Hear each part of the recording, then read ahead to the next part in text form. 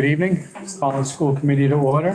Thursday, February 8th, 2024. First item of business is the statement regarding recording. Do that 1 second as soon as I can shut my volume off here. Not a problem.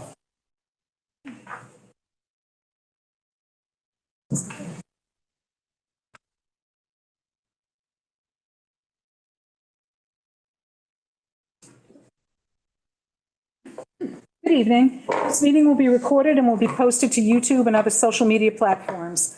By participating in this meeting, you understand that the recording could contain your video stream or your audio stream, including images of yourself or anyone in the room with you. If you choose to enable your video or audio device during the meeting, as well as anything or anyone else that may be in the background and could be recorded.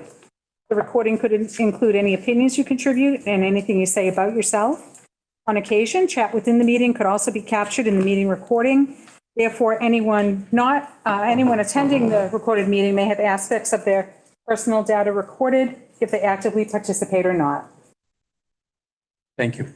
Since we have Zoom and some school committee members, can we roll call, please? Dr. Allen? Yes. Mr. Marsh? Yes. Mr. Deschamps? Yes. Mr. Willanen? Here. Ms. Kelly? Ms. Garvey? Here. Ms. Cartier? Here. Mrs. Chamberlain? Here. Ms. Chafee? Here. Mr. Wigler? Here. Mrs. Thompson? Mr. Nutter? Here. Mr. Jean-Francois? Mr. Whitelaw? Here. Ms. Coviello? Here. And Chairman Brophy. Here. Before we go right to the students, superintendent, before we do that, the approval of minutes we have in our packet and was sent to you earlier. So Okay, on Thursday, January 11th, 2024. Moved and seconded. Dave Marsh. Any potential omissions? I have a question, Question? clarification. It says in the minutes that we approved a motion to authorize superintendent to begin the search for the business manager. And I'm just questioning, do we have that authority? I thought the superintendent had the authority to hire. No, we have that authority. We hire as school committee, superintendents, business managers, and special education directors. We could, remember as I mentioned, we could have gotten into the weeds of the whole process. But not only historically at Quabbin, but throughout the Commonwealth, we authorized the superintendent to move forward with the the name that they're going to recommend. Should be the business manager or a superintendent or the special education director. Also, by law, we also, school committee approves hiring of school nurses. That's still on the books in the legislative process.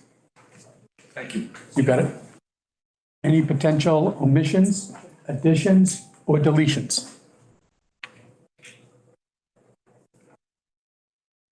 Seeing here and none, roll call.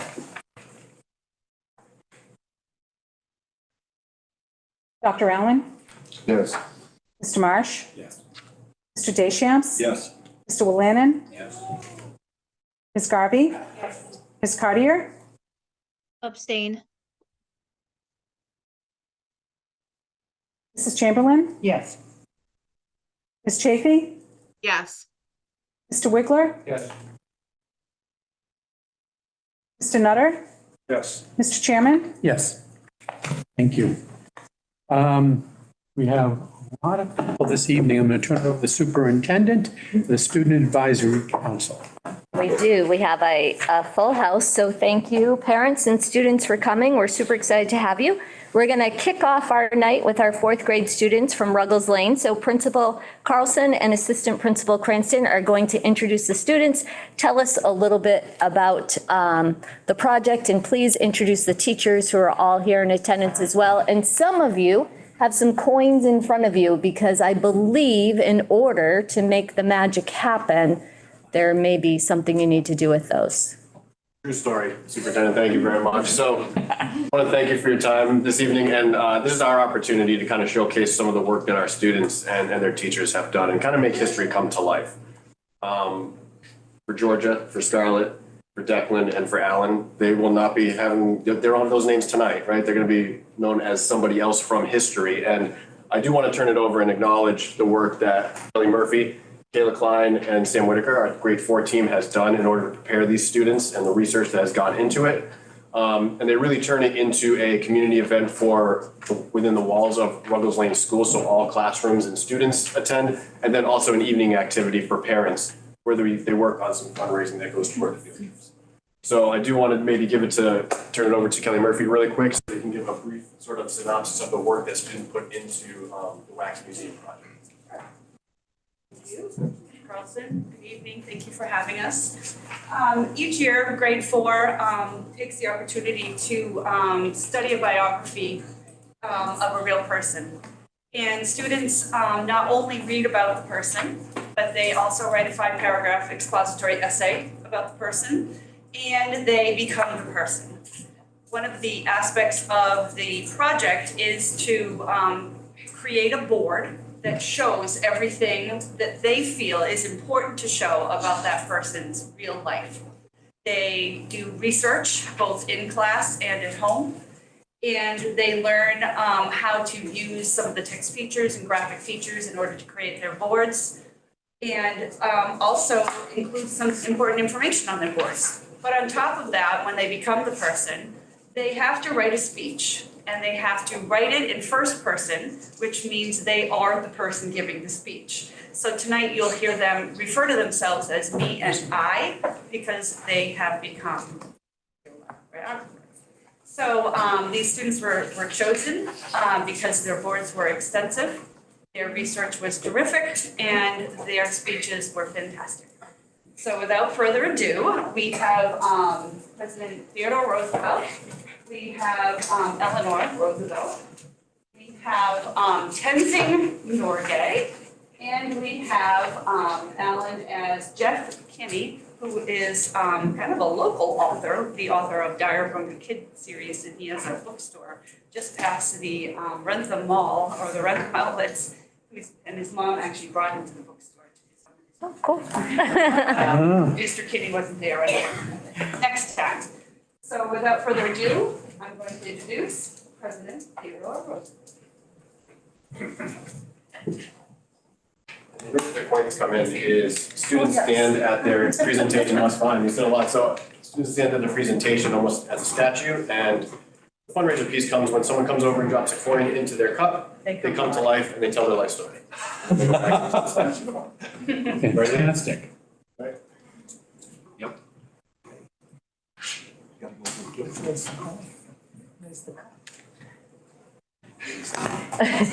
Right up front, I believe, Mr. Willana. Theodore Roosevelt.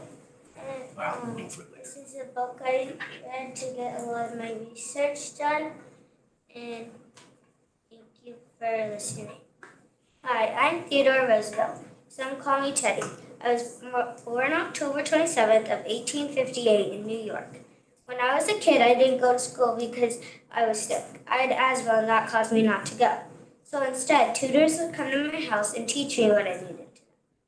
Growing up, my family was one of the wealthiest families in New York City.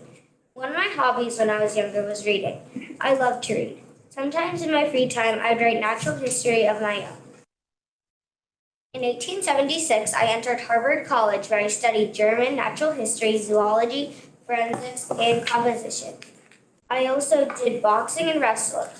While in college, I met and married Alice Hathaway Lee. We were married in October of 1880. Shortly after, I enrolled in Columbia Law School, but dropped out after 1 year to begin my career in public service. From 1882 to 1884, I was elected and served 2 terms for the New York Assembly. On February 12, 1884, my daughter Alice Lee was born. 2 days later, both my wife and mother died within a few hours from each other. For the next few months, I threw myself into political work to escape my grief. I eventually left my daughter with my sister and headed to the Dakota Badlands. I bought 2 ranches and 1,000 cattle. I enjoyed riding horses for days, hunting bears, herding cows, and chasing outlaws as a frontier sheriff. In 1886, I headed back east after a devastating winter wiped out most of my cattle. This year, I also married my childhood sweetheart, Edith Kermit Kara. In addition to Alice, Edith and I had 5 children, Theodore Jr., Kermit, Ethel, Archibald, and Quentin. From 1887 to 1896, I wrote and published numerous books. I resumed my political career in 1886 by running unsuccessfully for mayor of New York City. In 1888, I campaigned for president nominee, Benjamin Harrison.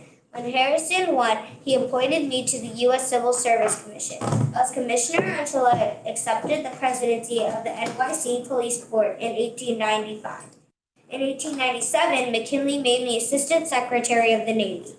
When the Spanish-American War began, I volunteered as a service commander. I returned home a war hero and agreed to run for governor.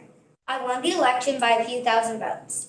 In the 1900s, as President McKinley's running mate, we won the election.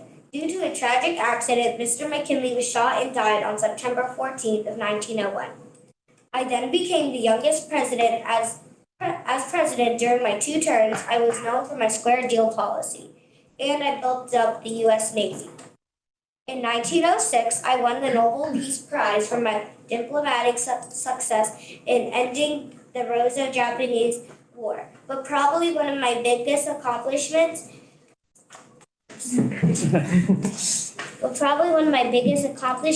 was protecting special land all over the country, filmmaking national parks and monuments for all to enjoy. After my presidency, I needed a break and traveled the world and went on a long safari in Africa. I decided after to try a 3rd term as an independent, but was not elected. Soon after, on January 6th of 1919, I sadly died peacefully asleep. Thank you guys for listening. If there's any questions about what I just said or my board, you guys can ask.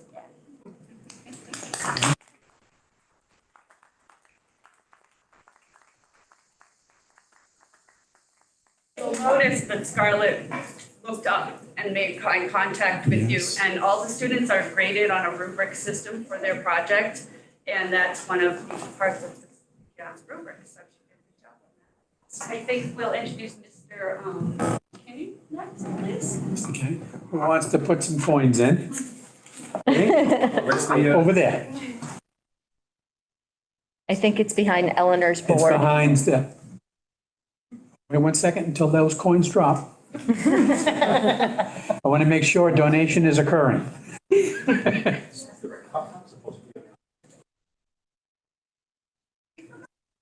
I thought George was.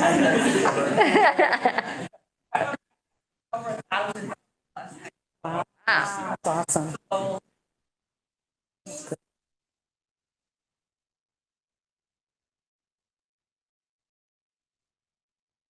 Good evening.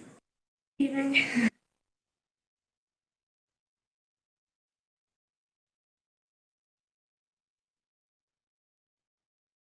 Hello, I am Jeff Kinney.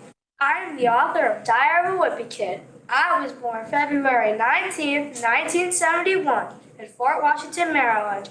There, I lived with my 3 siblings named Anna Marie, Scott, and Patrick Kinney. My mother was a full-time mom while my father worked for the military. Their names are Madeline and Patrick Kinney. I loved to read and draw, but I knew I wasn't good enough of a writer though, so I went to a special college to learn how to. I loved to read, it was my favorite thing, so I attended Babylon University to go to college. Me and my first wife got into an unfortunate divorce, so I went to a different college called the University of Maryland. There, I published my first cartoon, Igloo, the bathroom companion. People loved it. It was a great comic strip. After that, I studied to be a game designer, which paid off because I made my own video game called Pop Trickia. Pop Trickia is a game where you get to go to different islands based off of books.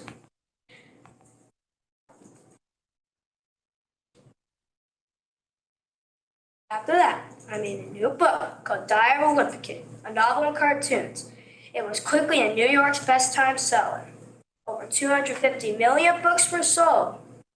And there are 31 books, including the movie diary, which I do have on display, and the do-it-yourself book, which I do not have. My books were published in 60 different languages, and the main character of my books is Greg Heffley. For that, I found a little building in Plainville, Massachusetts. I bought it and made it into a bookstore, an unlikely story. There, me and my second wife, Julie, and 2 sons, Will and Grant Kinney, live. Thank you for listening to me.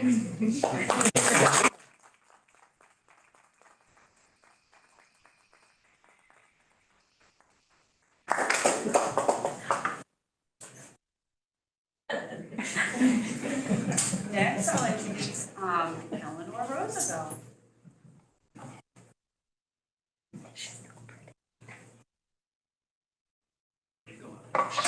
I read a book about Eleanor Roosevelt to get all my research from her. Hi, I was born October 11th, 1884. I was a great first 8 years of my life until my mother died. She died from diphtheria in 1892. 2 years later, just when I thought everything was going to be fine, my father died. He died from hemorrhage in 1894. After my parents died, I had to take care of my younger brother who passed away at a young age. In 1899, when I was 15 years old, I attended Allen's boarding academy in London, where I was deeply influenced by Marie Sylvester. In 1905, I married Franklin D. Roosevelt.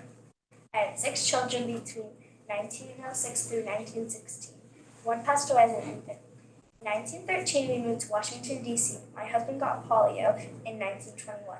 I nursed him to health, but he lost the normal use of his legs. He continued to stay in politics. I started giving speeches at his campaign events. I started teaching classes in New York City in 1926. Franklin was elected governor of New York in 1928. In 1932, my husband was elected president and I became the first lady. I was widely admired and a very powerful woman for my daily age. In 1933, I held my first press conference. I also started writing a daily newspaper column. I was the first presidential spouse to ever do so. I also wrote a monthly magazine column, hosted a weekly radio show, and spoke at a national party convention. I was an advocate for expanding roles for women in the workplace, as well as for the civil rights of African and Asian Americans. After my husband died in 1945, I was appointed UK delegate. I served as the first chair of the UN Commission on the Human Rights. Later, I chaired the JFK Administration Presidential Commission of the Status of Women. I remained active in politics for the rest of my life. On November 7th, 1962, I passed away from cardiac failure. I was known as one of the most esteemed women in the world with respect for many.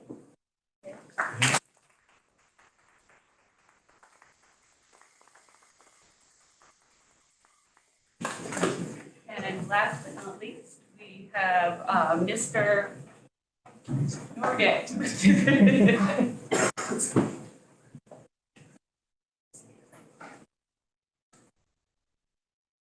Hello, I'm Tenzin Norgay. I was born on May 29, 1914, in Kumbh, Nepal. I was given this name by a head lama. My name means fortunate follower of religion. I've always had a restless spirit with determination. I ran from home as a teen, hungry for adventure. This hunger inevitably led me to join the Sherpa community in expeditions to Himalayan mountains. In 1953, I met Edmund Hillary on John Hunt's expedition to make the 15th attempt to summit the highest mountain on Earth, Mount Everest, at 29,032 feet, 8,849 meters. Mr. Hillary and I both shared an enthusiastic energy, a never-give-up attitude, and extreme mountaineering skills. From the moment I laid eyes on him, I knew we'd make a great team. Our party slogged for 2 months, making 9 progressive camps up the treacherous slopes of Chomolungma, Everest's native name. On the morning of May 29, 1953, my birthday, with the rest of our group retreating with exhaustion and ailments, Edmund and I decided to climb up and push for the summit. Our last obstacle was a 40-foot vertical rock, an ice cliff with cracks and crevices. This is now known as the Hillary Step. We conquered it and continued to advance up until there was no more up. There we stood on the roof of the world. We were the first to ever succeed where so many had failed before, and some considered it impossible. We were only able to enjoy the spectacular view for 15 minutes. I had promised my daughter to bury some good luck charms at the top. I used my ice axe to dig a hole in the snow and ice and left an offering of my daughter Pem Pem's lucky pencil, some chocolate and candy to please the mountain. Edmund and I came down heroes and celebrities throughout the world. Many reporters asked who was the first to the summit. We declined to answer. We did it together. I was awarded the George Medal by a 27-year-old Queen Elizabeth II. I had monuments erected on Everest for the feats that man is capable of with determination. In 2006, astronomers even named the highest mountain on the dwarf planet Pluto after me. Tenzing Lodz rises 11,000 feet from its surface. On May 9th, 1986, I died in Darjeeling, India. I was cremated at one of my favorite places, the Himalayan Mountaineering Institute.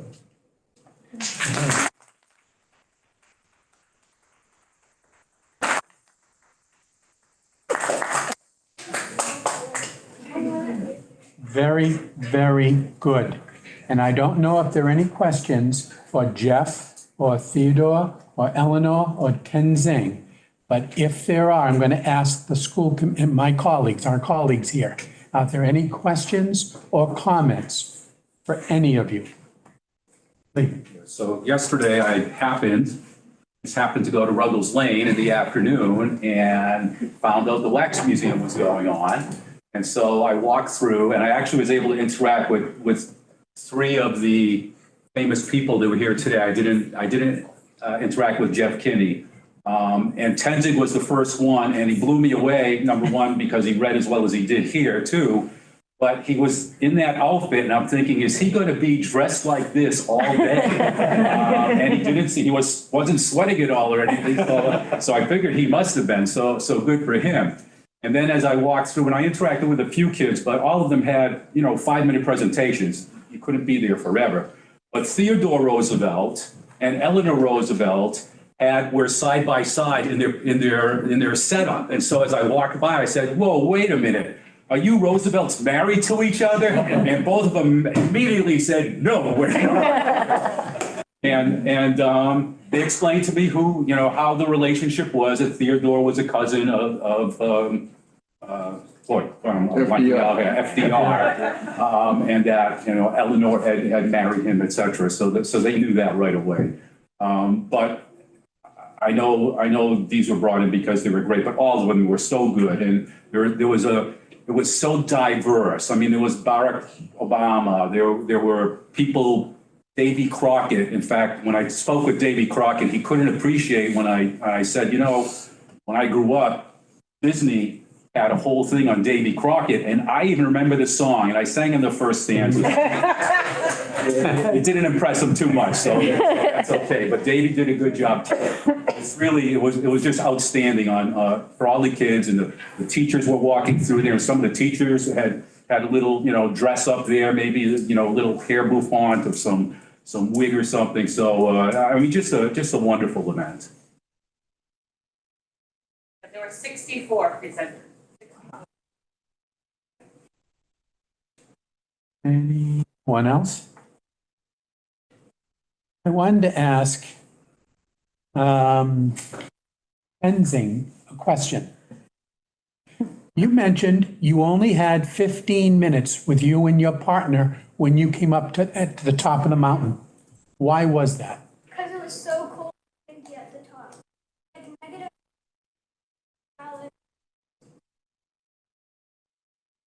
Thank you. I wasn't sure how long that was. Recognize him with his glasses on. Wearing those glasses. Oh. And then, Eleanor, quick question. You said you, at one point, you were in charge of the woman's perspective of the United Nations?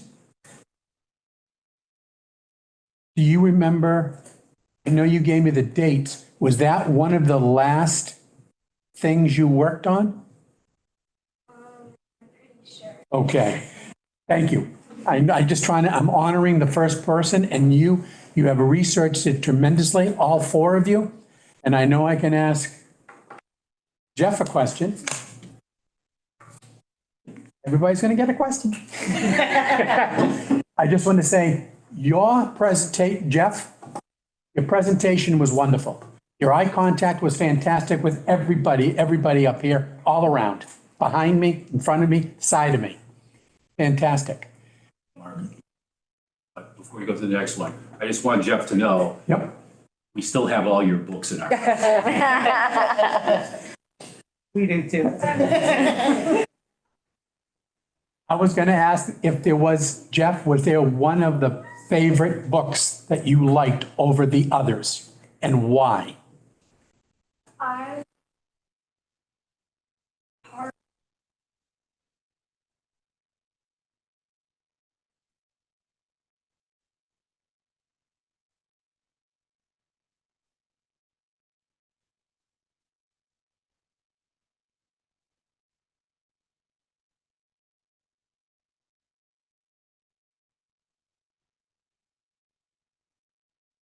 Thank you. So that was an inspiration to you, and it means a lot, so, good. And then Theodore. First off, you really came well-prepared, dressed, you really did. I didn't know that, glasses, after you were the commissioner of the New York City Police, you went where? Do you remember? China? Was it the US Post Office? Oh, the Civil Service? yes. Civil Service, that's all I want to know. What did you think? I should say, Teddy, when you were involved with this New York City, what was your best thing that you remembered that you accomplished as the police chief? What was the biggest thing that you liked or you did in New York City? I know it's a tough one. You did a lot.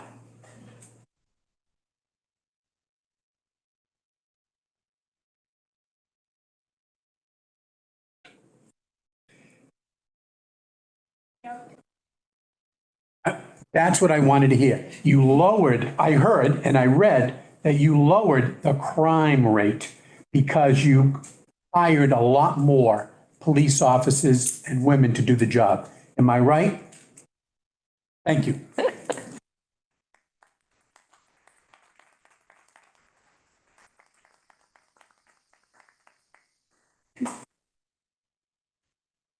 Carlson, fantastic team with the, is that the fourth grade? Fourth grade team. Wonderful teachers, wonderful project. And you said there were 64? Wow.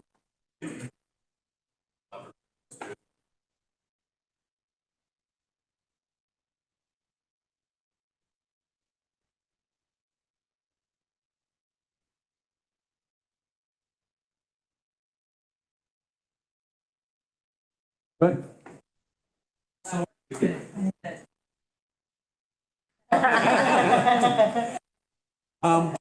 You, all four of you, please stand. Would like to congratulate one more time to all four of you.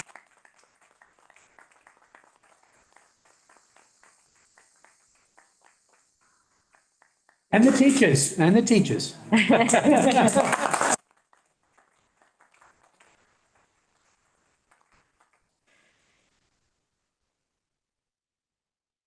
Sure, sure.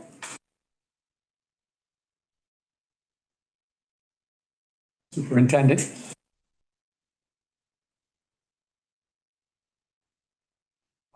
What are they doing? You want a picture? Oh, we should maybe go by their boards. Oh, that's. Yeah, why don't we go by the boards? Yeah. School committee members want to go around them? Well, I'll take a Why don't we all go around? It's okay. I'll take the picture, you go. Okay. We're gonna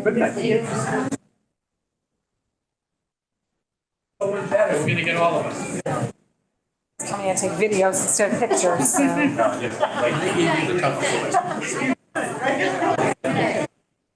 We're gonna all tuck in behind. Yes. Right here. Okay, stand between you. Perfect. Can you say this? How do you read that without the glacier glass? That's not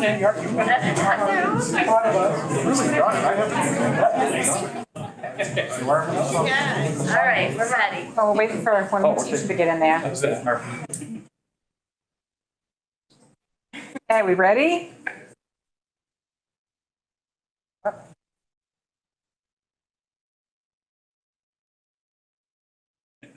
Go.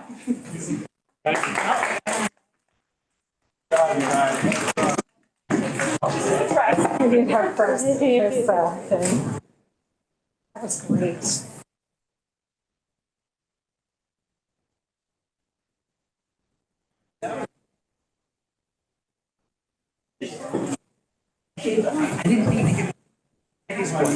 Anyone, I was trying to, something on crying.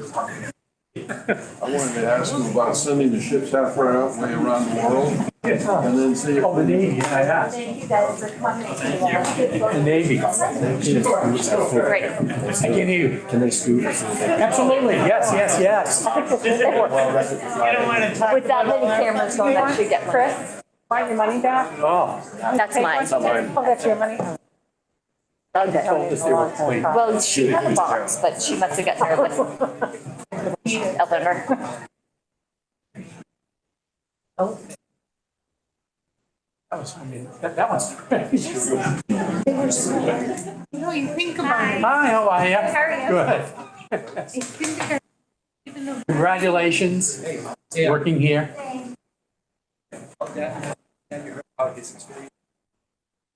Oh, I don't want to. That's my cue to go. I had.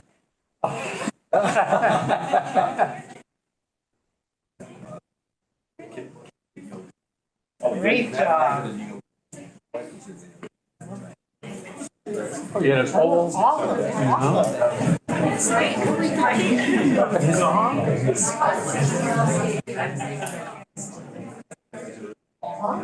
Really?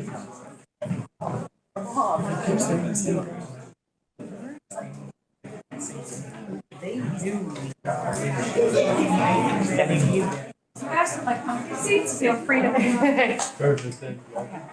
All right. Oh, I didn't know that. Thank you, colleagues, that was great. I was told there was a box, sorry. Georgia had one, but I think she got nervous. Just want to embarrass me. No, I would never do that. Okay. No. He's got coffee money. I know, I gave it all away. Yeah. Okay. We're gonna, we'll go back to the agenda, and we still have the middle and high school, the Q-Drug presentation. And I'll turn it over to the superintendent, we'll go from there. You bet. Thank you. So we're moving up to our middle high school presentation, and I want to start by introducing Mary Whitelaw and Meeker Jenkins. So we have a drug-free community grant that you're all aware of, and so Meeker Jenkins is our program coordinator, and Mary is our parent and community outreach coordinator. That's a mouthful. So we are really fortunate to have them working with our students every day on a daily basis. And they also are members of and have a partnership with Q-Drug. And I see Kathy Inman is here supporting them as well. And they brought their intern Hannah Baxter with them. Bree Whitelaw is out sick and resting up for basketball, so she's not with us tonight. But they have a brief presentation to tell you this is the 10th anniversary of Q-Drug, so it is a big year. We have a lot of things happening.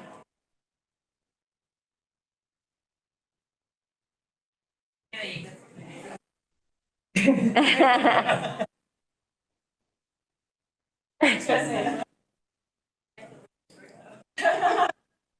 So Nikki, you'll just have to let me know when you want to advance. So Q Drive is celebrating our 10th anniversary.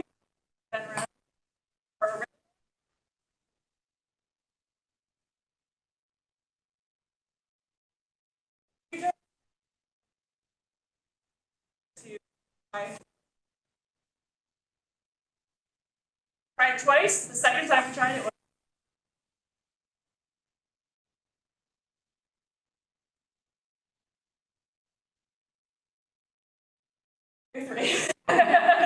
which just doesn't feel real. It doesn't.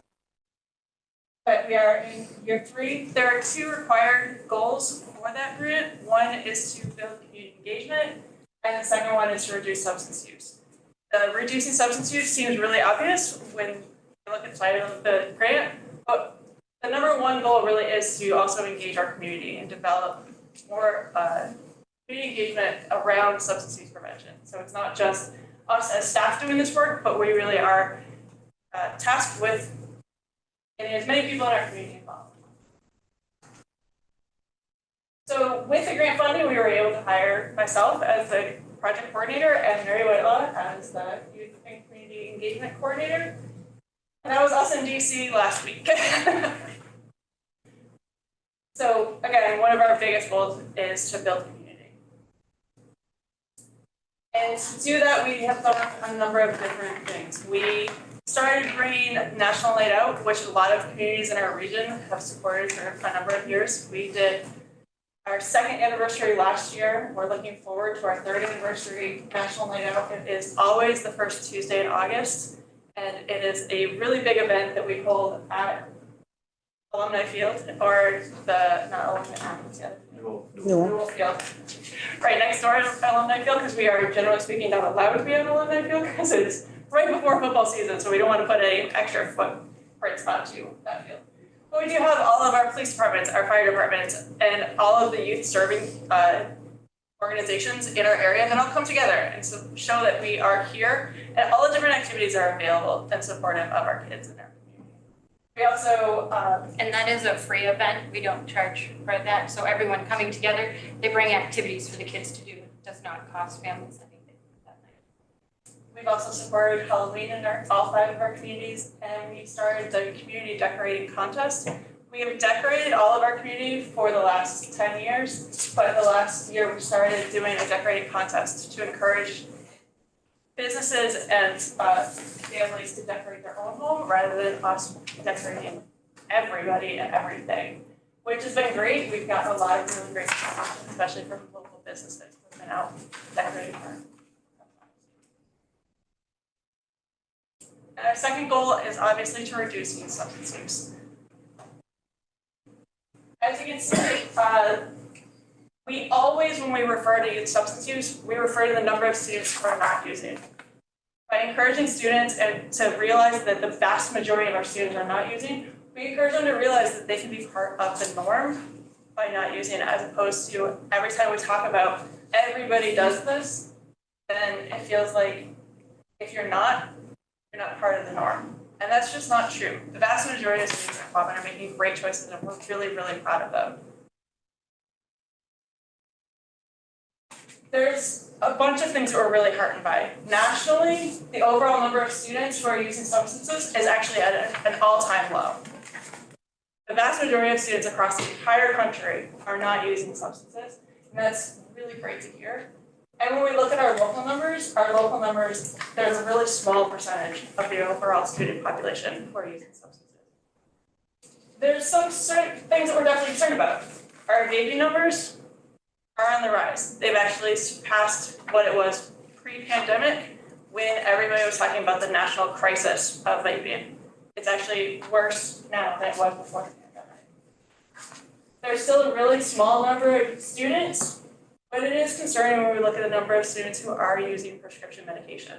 That does not have to be that they are using opiates. So when we talk about prescription medication, that can be any form of medication as it's not prescribed. So that could be use of Adderall, that could be use of anything that is normally a prescription medication if they're not using it as it's prescribed. And the other concern is that this year was the first time that that marijuana use actually exceeded alcohol use. Our norms have switched. It used to be that students and parents thought that alcohol use was sort of like a rite of passage. We've at least encouraged kids and parents that that is not the case. You can actually graduate from high school without ever having used alcohol. That is allowed. There is no checkbox on graduation that requires you to use alcohol. Please encourage your students, they don't need to. Unfortunately, the amount of marijuana that is in our community has increased drastically. The norms about it have made it seem like it is not dangerous, when in fact it can still be very dangerous, especially with the amounts of THC that are in the substances that our kids are using today. So how dangerous marijuana is, and the fact that it is being used even more frequent than alcohol is a very big concern for us. So that is something that we're working diligently on. So what else do we do, especially in schools? Okay, on a little happier note, this is the stuff that I have at least been involved in. This is a duck contest that we started again last year. And in March, we signed a banner that is up in the cafeteria where everybody's names are on it. And when you sign it, you get a duck, and they tell everyone to make smart choices. This is your sign that you are doing what's best for you and the people around you. This is my picture watching the sunset. I keep my duck in my car. It just makes me feel happy that I'm still connected to it. When you take the picture wherever you're having fun with friends, you're doing something, and you're clean, you're not using any substance, and you can still have fun without using anything. Another thing that we did was homecoming bonfire, where after the football game, we had the big bonfire in the parking lot and everybody hung out and stayed around. And they set up a station where you can make marshmallows and s'mores, and it just encouraged everyone to stay around and have fun where you're not using anything. And Brianna was very proud of her sticker she made. She's sorry she couldn't be here tonight. One of the other things we did, the students were given a piece of paper to write something that they wanted to let go of. Those were put into a box that was then thrown into the bonfire to let that, the negative go or whatever was bothering them go. Something else was last year before prom, we got a bus for people who didn't have a ride or couldn't get a ride to prom. So that wasn't a problem. And I didn't ride the bus, I drove my own car. But they had set up like beautiful places for people to come and take pictures if you didn't want to go with everybody and do everything. And that was really cool to do, especially since it gave more people opportunity to go to something that can be wicked expensive. And on that note, obviously, girls know prom dresses are so expensive. So this year there's this place in Palmer in Three Rivers called Second Time's a Charm, where you can donate a dress and you can go get a dress for free with donation if you can. So we're doing something with them where people can come and donate their dresses from years before for anything, wedding dresses, formal, so that prom can be more inclusive and yeah. And those dresses will all be donated to Second Time's a Charm, but our students will receive a pass that they'll be able to take to the dress place and receive a dress free of charge. So, and they have accessories, jewelry, shoes, and I think the minimum donation's $20 if you go there.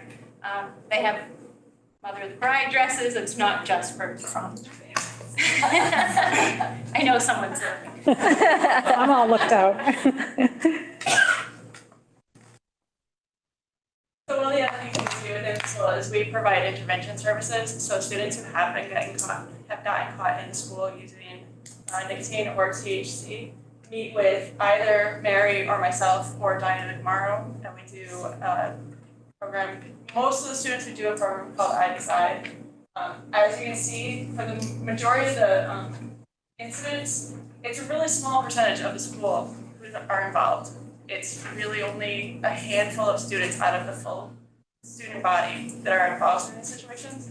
So it's just something to really kind of think about is, what supports do we have in place right now? What additional supports can we possibly find that would be a better benefit for them?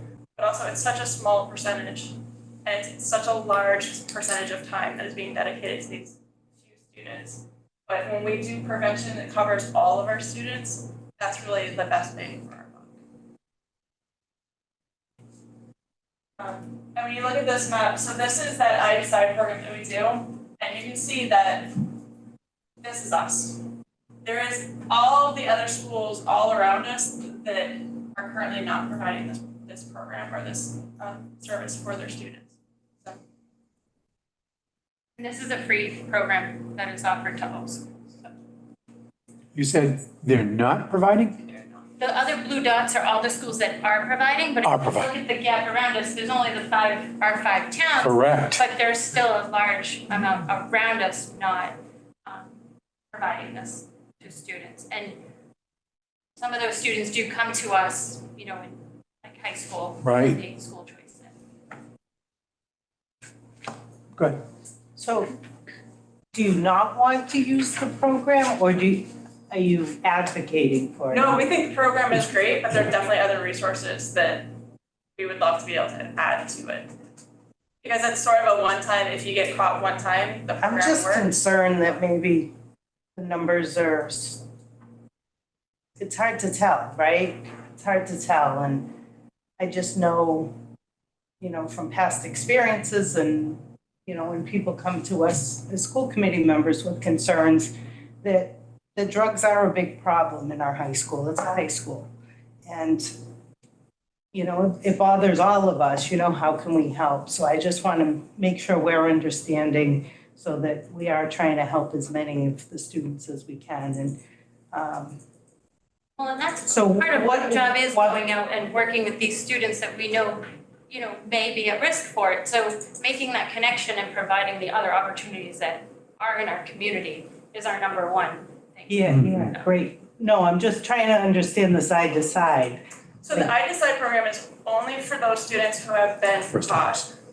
Or if they So that's why it's a They small kind of percentage, self-refer. right? It's not your percentage of users, it's just the ones that weren't good at getting away with it. or self-refer and ask for help. Yeah, self-referred, Yeah, or a first time. So how long is this program, how long do you work with a student? it's 6 hours. Do the students find it helpful though, the ones that? Some yes and some no. I mean, is it gonna fix everybody? Absolutely not. And a lot of times it's more of a first step of, here's some information. And it's a lot of information, it's a lot of education because they don't necessarily know what exactly they're getting themselves into.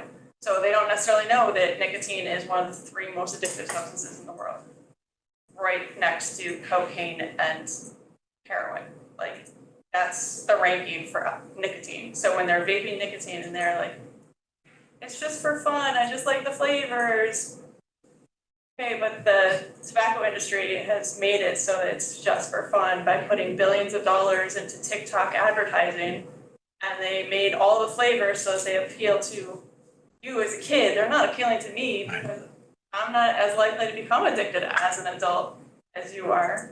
And so it's a lot of education, a lot of providing them with better information. So at least they're making a more educated choice about their activities. And sometimes it's, if we can catch them with that first time that they're getting caught, that education is hopefully going to be enough to help them. If they're already to the point where they have a substance use disorder, this program probably isn't going to do them a whole lot of good. So if you saw that, like, would you have next steps with them or? Yeah, and that's a lot of times where we'll be referring them out to other agencies or to other organizations, or we talk definitely to their adjustment counselors and other people. Because neither Mary or myself are substance use counselors. That's not our role, Right. and we're very aware of that. But your educational piece for first step is very commendable. You're absolutely right. It's an awareness perspective, totally. Thank you. So the other things that we do is we provide a healthy habits class that we teach every single 6th grade for 30 days. And then we also go to the 5th graders once a month and do an activity with them just to kind of, A, get them to know who we are. So when they do come up to the middle school, they have a friendly face when they get there. But also just, we do different activities with them. We've done sort of getting to know you activities, but also getting them to think about what kind of choices they're making and how they're making their choices. And we encourage them to make the choices on their own. They don't always have to follow a group. We don't talk about vaping and those things with fifth grade. We only talked with the sixth grade for a few days about it, and it's more focused on the expense and the advertisement, and why not to do it. And what is in a vape, so that they have the information and the education to make other choices. We also introduce them to different members of the school, so they have other people in the school that they can go and talk to if they have a concern. You can see that they're on the picture. We have Mr. Sean, who is one of the custodians of the school. All of the kids adore Mr. Sean, but they also start to realize that he's a person that they can go and talk to if they see something that's not right, they're not comfortable. How can they tell an adult? Mr. Sean might be a great person, but they also get to meet Sergeant Davidson and a bunch of other different people in the school. So one of the things that I was excited about is we started a cooking class after school. This is a free program that is through SNAP Ed. So we have a nutritionist comes in, she teaches the whole class. Students, they're not really learning about the food as much as they are about the utensils. So learning how to, like, we made pancakes. Like, you don't realize how many kids, like, when do you flip it? That type of thing. We paired up with champions, so our older students worked with the younger students and helped guide them cooking. They learned how to use a knife, how to cut an onion, like those types of things, so that they have the skill at home when they are at home alone to be able to do some small things. During the middle school dances, we have parent events. We had Hidden in Plain Sight. Oh my goodness. We're having Burnout to Bliss. We just had the cooking class. She came out to talk to the parents about caffeine and sugar in drinks. And she had them make electrolyte drinks, a healthier version. So.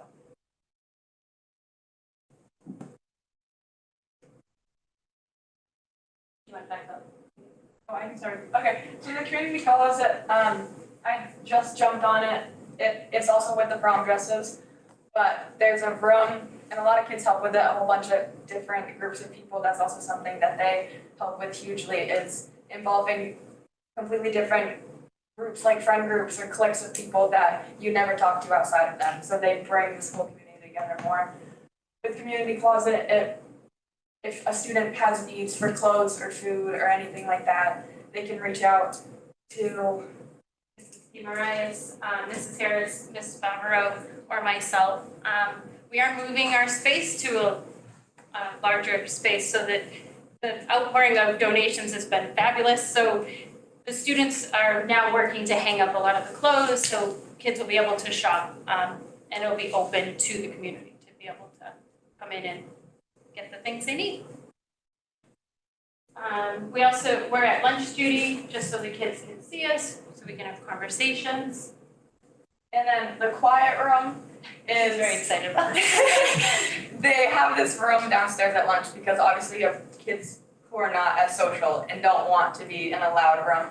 I've used this quiet room almost every single day at lunch, and it's just a classroom that you can go and sit at, and you can sit with your friends and stuff and not have to be in the chaos of a high school lunch. And then every day, start and the end of the day, we're also at the back door doing parking lot duty, supervision, as well as every single morning, every student who walks into the back door gets told good morning. So it's just a way to introduce myself and be a friendly face, because a lot of times by the time they have to come see us for an intervention, they don't necessarily want to see me. But if I've made a connection with them and just said good morning to them every day for the last year, I'm not as mean as they think I am. And then we always provide a safe place. It's a judgment-free safe space. So our office is open to students to come and talk to us about pretty much anything. And we always tell the kids, as long as whatever you are telling me is not going to put anybody else in danger, if nobody is in a dangerous situation where we need to be careful of their personal safety, you can talk to us about what's going on, and we will do everything we can to support you and help you find you the supports that are in the school. So a lot of times they'll come talk to us about, like, I'm so mad I didn't get the grade that I needed, or if they start out with whatever they're frustrated with in school, then they can tell us other things that are going on too. So building those relationships. So QDrug is celebrating our 10th anniversary. We have a lot of things that are coming up in the next month. Oh my gosh. We have a lot going on. Oh, next one, sorry. So we have the decorating contest. We will be doing our second anniversary, or our second annual decorating contest. Definitely encourage everybody to decorate your homes or your businesses or whatever spaces you have available to you to decorate. It really does make a difference to our students when they see that their entire community supports them, that it's not just us as staff or just the people in QDrug who are supporting them, but the entire community really does have their back and really does care. A lot of times, they're not necessarily hearing that from anybody. They're not hearing that not using substances really does make a difference for them, and that anybody anywhere cares about whether or not they use. So if they're not hearing that, they're not feeling that. So whatever we can do that helps them to feel like the entire community really does care what they're doing. We also have the door decorating contest. We ask all the teachers to decorate their classroom door. A lot of the students help with this. This door had messages from students on reasons not to use. We also have Chris Heron coming back for our 10th anniversary. He is an amazing speaker. If you have heard him before and you liked him, please, please, please, please, please tell everyone you know that it is a worthwhile evening, that they should come and see him, because that is how we're going to get that gymnasium filled. If it's just me saying, really, he's great, you're going to love him. Yeah. I want to endorse this. Martin Streb had asked me to help sponsor him when he came before. For those of you who may not know, he was a sort of professional basketball player. Went to Boston College, got into drugs immediately, went out to California, continued there, played for Denver, played for the Celtics. He was in Europe with a basketball professor. Couldn't go on some of the road trips because he might miss his drug connection. I think he died 3 times, was it? He was dead 3 times, and they revived him. And he now works with professional sports teams and all. But I strongly encourage all of you who can to go hear him. You're right, he's very, very impressive, very professional about what he does, very personal about what he does.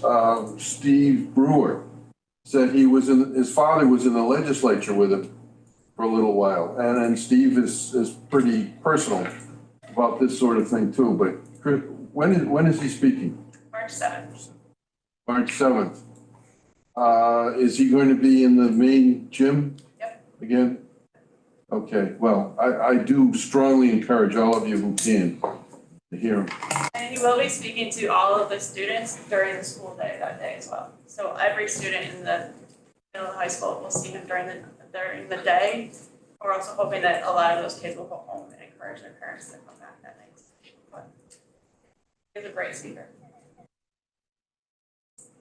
And then we do also have our 10th anniversary fundraiser that we are definitely encouraging our school board members to attend, and that is on Saturday the 23rd from 5:30 to 9.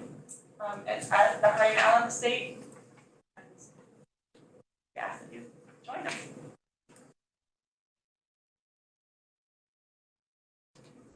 That's it. Any questions, comments? And then Dr. Allen. In the Boston Globe this morning regarding a hemp derivative that's kind of in a gray legal area that kids are starting to pick up and use to get high. Is that on our radar screen or? It is on the radar. Unfortunately, there's a number of things that are in the hemp area that the CCC are not regulating because they're coming from hemp, so they don't fall under the Cannabis Commission. They are a lot of times they're in beverages, so they're being sold at package stores, but they are not being covered by the ABCC because they are not alcohol. So there's a lot of gray area, and when we were in DC, we actually spoke with Congressman McGovern because he is on the committee for farming and agriculture, and specifically asked him to please look at that as an issue, because if nobody's going to regulate it and it's sliding under the radar and it's a loophole within the most recent farm and ag regulations. So we did ask that he at least look at that. As somebody who's funded by the federal government, I cannot specifically, like, I have to be very careful and not lobby that, so I can ask him to look at things, I can educate that it's a concern, but I can't specifically ask him to do anything to that legislation. How about in our area, how about, do you run into much with pharmaceuticals? It's a rising concern, partly because, for example, when my son graduated, 100% of the students were terrified of pharmaceuticals. They were terrified of the high levels of danger, and they knew for sure that that was something they didn't want to touch. Our education around that and the number of news articles around that has dropped off a lot since COVID. COVID took up so much airspace that all of the opioid crisis, which still exists, there are still hundreds of thousands of people dying every year of opioids, and the vast majority of those are through pills. 70% of the pills that are in the United States that are not coming out of a pharmacy, but if you buy them on the street, 70% of them have a deadly dose of fentanyl in them. So kids and people in general should be very, very, very, very scared of them, and they're not as concerned because they don't hear about it as much. So, Well, you know, I don't understand it because the whole fentanyl, I mean, fentanyl, you could drop right there. I mean, to me, it's how can you sort of just go out by on the street and say, well, I hope there's no fentanyl in here. I mean, it's difficult to me to make that connection. I would think that kids or anybody would fear that more, would fear the unknown, unless you're buying, you know, unless you're getting a doctor to prescribe it, you do not know what's in there. And you don't need a heck of a lot of fentanyl on anything to withstand. and unfortunately, almost every street drug that's out there at this point does have the potential to be laced with a deadly dose of fentanyl. So it doesn't matter whether or not it's a pill that you're getting from a pill company that's not a pharmaceutical company, or whether or not it's cocaine or pretty much anything. If you are using it, there's a good chance that it has a deadly dose of fentanyl. So I guess I'm taking off from that particular point of view. My son was a racer, snowmobiles, ATVs, snowboards. If it would go fast and be dangerous, he'd do it. The point where they told him he couldn't do it, he mashed his brains. But every time he would go to oh, here, take all these oxycodone. You want some more? We got some more. Hey, you can't, they kept pushing and pushing and pushing. To the doctors, I mean, it seems to me they have a responsibility here. Are we getting through to them? Are they getting through to themselves, or is something happening with them? there's been a really big change within the medical field. So I'm assuming that the time frame that we're talking about for your son is during the time frame when every single time you walked into a medical facility, you were asked, what's your pain today? Yeah, 25, 30 years ago. Okay, so every time you walked into any medical facility, they asked you, what's your pain level today? And that pain level would then mitigate, would determine what was your insurance. If your pain wasn't managed correctly, then everything from your insurance to your, the hospital ratings, to the doctor's ratings, to everything was based on, was your pain reduced to a level that they considered justified or allowable? And that pain level was super low. If you dislocate your shoulder, you expect to have some pain. That's sort of what's going to keep you from doing something dumb to that shoulder again. But if you walked into the doctor's office 2 weeks after having dislocated your shoulder and said, I still have a level 4 pain, they'd say that's not okay. You should be out of pain by now. It's been a whole 2 weeks. So at that point, you would get more medications to keep your pain at a 0. So that was that whole time frame, and there was a lot of push by a lot of really big pharmaceutical companies to make that be the case. So luckily, that is why there are now millions of dollars being put into Massachusetts through the opioid settlement funds, and those funds will come through through Massachusetts for the next 20 years. All of our towns will get a very, very small percentage of that. That each town individually is not going to be able to do very much with it. We have asked if they would appropriate those funds to Q Drug, because we would be able to do more with Narcan distribution with those funds, because that's not something we can do with the DFC funding. We could do other funding or other educational events that would be a better support for our older students or our post-graduation people in our community. DFC funds are really only directed towards reducing substance use up until graduation of high school. There's a lot of people who graduate high school and they've never used anything but alcohol, marijuana, or nicotine. But when they graduate high school, if they don't find their next step in their life, if they don't find what they're going to do next, a lot of times that's when they will graduate to other substances. We have asked for it. We haven't received it at this point, but I had a quick question, and I think you might have just briefly touched on it, but just to clarify. So, you guys have a lot of like really great ever-evolving student intervention options, but also just student engagement options. I touched on the Narcan funding piece. Are there any initiatives, because I think in the last year or so it's now over the counter, are there any plans for high school students, Narcan training, anything regarding that? Because you mentioned the rise in prescription medication. So that's just something I was wondering. And I am always happy to do a Narcan training with anybody who ever asks me. It's not necessarily something that I am, it's not necessarily in my wheelhouse within the school.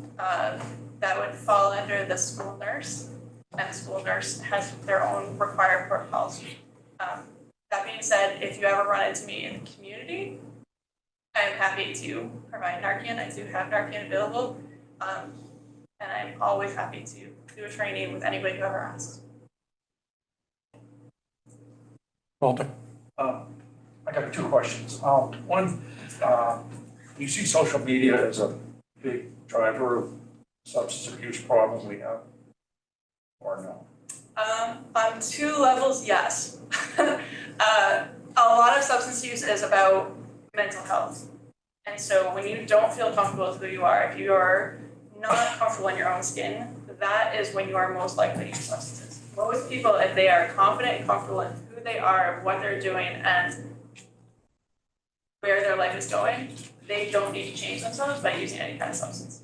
So it's most often it's the people who are trying to figure out who they are, what they're doing, or how to get through a situation that they're not comfortable in. That's most likely when you're going to use substances.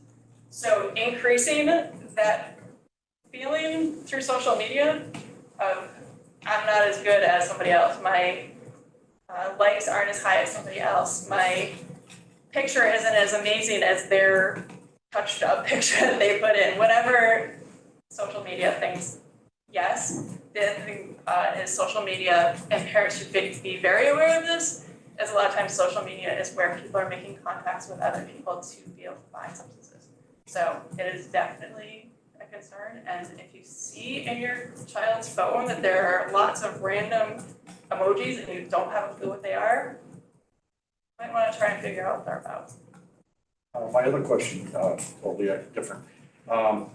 You find, and I don't know if you have the data, but that the age of people using substances is going down, or the younger kids, like elementary school grade kids, using them, or is that? I don't know. We don't have numbers for that, but I know for elementary school, a lot of that comes from seeing parents use or family use.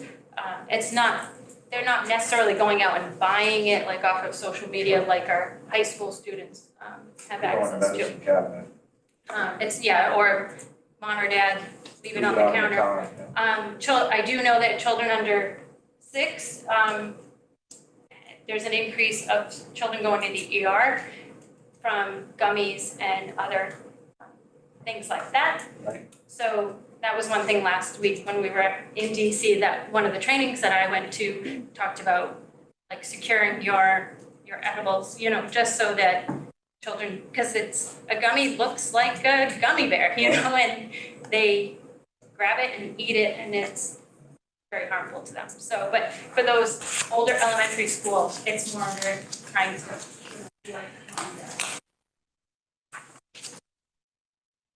Anyone else? Nick has a question. Yes, Nick.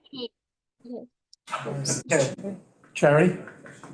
Yeah, sorry, I'm just curious Then if there Nick. are any preventative screenings being done to identify kids that might be at risk for use, but haven't necessarily used yet. So we do a survey of all of our students. It's a universal survey, but it is an anonymous universal survey. So we have better data regarding percentages of our students rather than specific students. I don't know whether or not in Panorama there's anything that. There isn't necessarily anything directly tied to substance use, because that is tied to kids' names, but certainly we can look at their kind of overall patterns relating to social emotional being, draw some conclusions that they could be at risk. Nothing directly. Anything else, Charity? No, that answers my question. Thank you. You're welcome. Nick? This goes out, I don't know if you can answer this. This goes out to anybody that can't answer it. Do specific staff members, such as teachers, are they required to train on how to use Narcan or administer it? The school nurse is the only one that's required to train. The school nurse and our athletic trainer. So she's there after school hours. How about our emergency response team members? School emergency response? I'm just curious Or if you like have. town personnel, not our crisis team. It's not your crisis team, okay. Town personnel. How about Yes. town personnel? Yeah. That was my follow-up, okay. So our police department was in the town of Barry, was one of the very last towns to carry Narcan, but they do carry it now. So, And that would be what, fire, police, ambulance, so fire, police, and ambulance, or well, all EMS and then all EMS, yeah. fire. Or and police. And then curiously about public buildings. I mean, now you're getting my wheels In going. DC, Capitol Hill, the following day, a mother who lost her son was going to train everyone on Capitol Hill that day. So, and they were providing it to everyone. And it is available over the counter. It is still kind of expensive to purchase, but, at least it's available.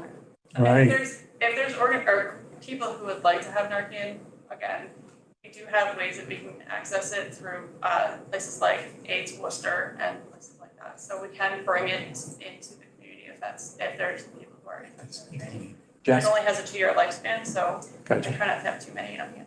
Jessica? So I just read something really interesting today. I work at the Barry Library, and some libraries are actually stocking fentanyl test strips in their bathrooms. I've never heard, I had to look up like, what, how does this work? And it's really an interesting thing that libraries are doing because they know people, not necessarily Barry Library, but like Worcester Library has had deaths occur in their bathrooms because that's where people go to use. So It's a warm space with clean water. and it's free and people can come in and, but so now that's a thing, people are stocking fentanyl test strips.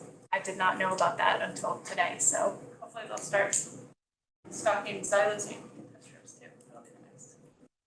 Wow, thanks, Jenna, that was, it's eye-opening, It was for me. yeah.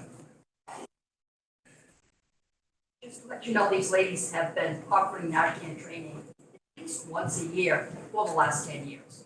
We've gone to different sites, we've been offering Narcan training, so we have certainly offered it. Right. And we just need to get more people coming. Anyone else? Just one last question. The vaping. You made it pretty clear that pre-pandemic, we're above that. Even though there was this push on the state level to take away the selling them to the mom and pop shops or whatever, the local, which was the flavor only, is that what it was? There's never actually been something that was flavor only. So Okay. to be aware, the FDA does not actually regulate vapes. They are not legal. Like there's no FDA regulations around vapes. It's open, it's open. It's, yeah, so because there's no FDA regulations or testing of them, they can say they have 0% nicotine, but the reality is that has never actually been true. So. And then just one more, just because even though it's not, I kind of know a little bit about these. I've seen that stuff called crack done at places. What is that? And is that a problem for kids too? Because isn't that now some type of a synthetic, as like what Lee was referring to, some type of a, Yep. It's not natural, or is it a synthetic? It's a synthetic. What is it? Kratom. Kratom, or whatever I call I it. thought that was a leaf from the Thailand. You mean Strava? No, I thought that was a very powdered leafy substance. Maybe I'm thinking of another substance. I would think you might be, I don't know. Yeah. I know that some of the shops sell it in pill form or something like that, but supposedly the taste is horrible, and they say you gotta mix it with ice cream or something. Yeah. And that's bad stuff too. Yeah. So the other thing I could tell you is that Peter Buck, who is the chief of police in Peterson, is doing a presentation for all of the staff on next Wednesday, the 14th, for all of our staff at 2 p.m. And he's going to be teaching all of the staff sort of what to look for, because there are some other things that every year we try to get him to come and talk, because every year there's something new. But recently, one of the big concerns that we've want to make sure that all staff are aware of is the acute cannabis toxicity, which looks a lot like seizures. So we want to make sure that staff are aware of what that is, what it looks like, and how they should respond to that. So we will have Peter Buck talking, and then after that we'll have administrators talking to staff about sort of what the steps they should take. They see something they're concerned about, whether or not it's something to the extent of it looks like a seizure, or whether or not it's just that they look like they're not okay today. What should they be doing? Again, thank you. I know you said it's 10 years as you've been going, you're year 3 of that wonderful grant. I can't say enough, I know we can't say enough, to say thank you for the educational piece, the continuance, the availability in the community, and just that you're there. You just need more participants, more people to get involved. We get it. But again, your dedication, your hard work, and your keep going through is recognized. Next. Add on to that.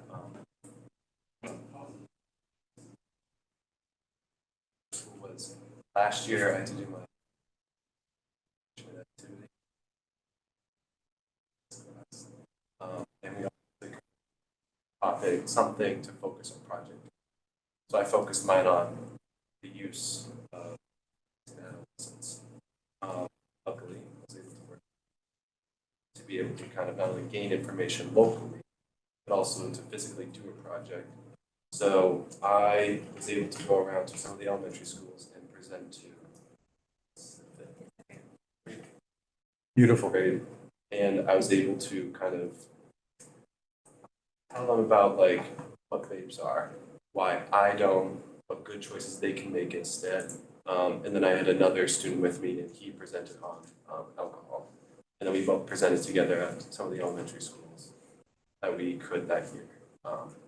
And it was great. And then we had the kids ask questions at the end, and we were in there for probably 30 minutes, right? But That's great. They had a lot of questions.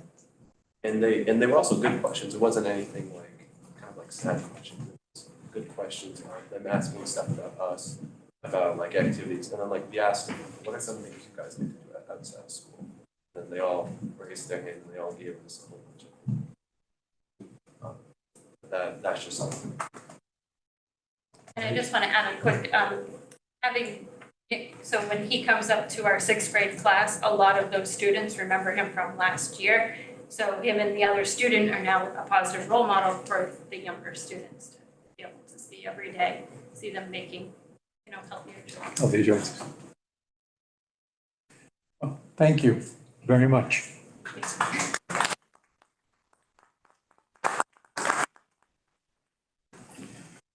Your turn. Next group.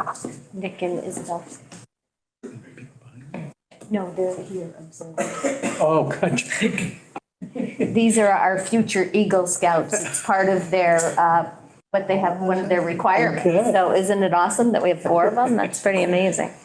Okay. Are they presenting? Nope. No, they're observing. They're observing. Yeah. I feel so sorry for you. I offered for them to sit in the cushies. You could sit Cushy otherwise seats. if you'd Yeah, like. Still move. This is fun. This is how they're staying awake. They're sitting in the hard chairs. Right. Can we have them introduced?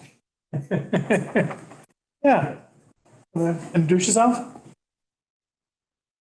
Sure. I am Owen O'Donnell. I am a freshman here at Quabbin. And yeah, I'm from Barry. Good man.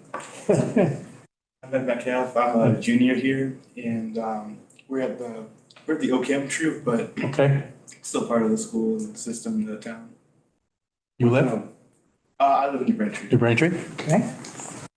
I'm Jake LeVar. From Oakham. I don't go to Quabbin, but I'm involved in the community, and I'm a Life Scout, so I'm 1 rank away from Eagle. You go to St. John's? Yes. I'm Ethan Salvador. I go to Quabbin. I live in New Braintree, and I'm a junior at Quabbin. And I'm also a Life Scout, working 1 rank away from Eagle. Okay, great. Thank you for observing. And if you have any questions, tell us. Civic peace schools. It would be good, and I know we can't do it, and I just think back 30 years ago, I guess, but if every kid, when we had the kids walk through school every day, you had on a big screen and you had that commercial, the frying pan. Yes. And they had the egg and they said, this is your brain. And you cracked it and you put it in that frying pan and said, that's your brain on drugs. That's what we grew I up thought on. that was the best commercial and it was like 10 seconds, if anything. That's what we grew up on. Yep. Some of the younger ones. You're right. Nick and Isabella, anything on your part?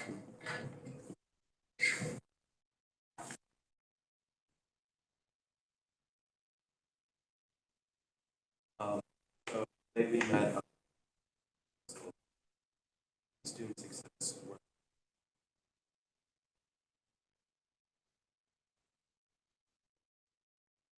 Still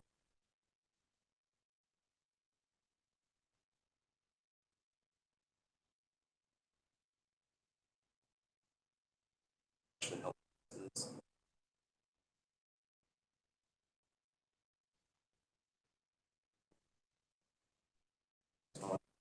cover their meeting. Tips on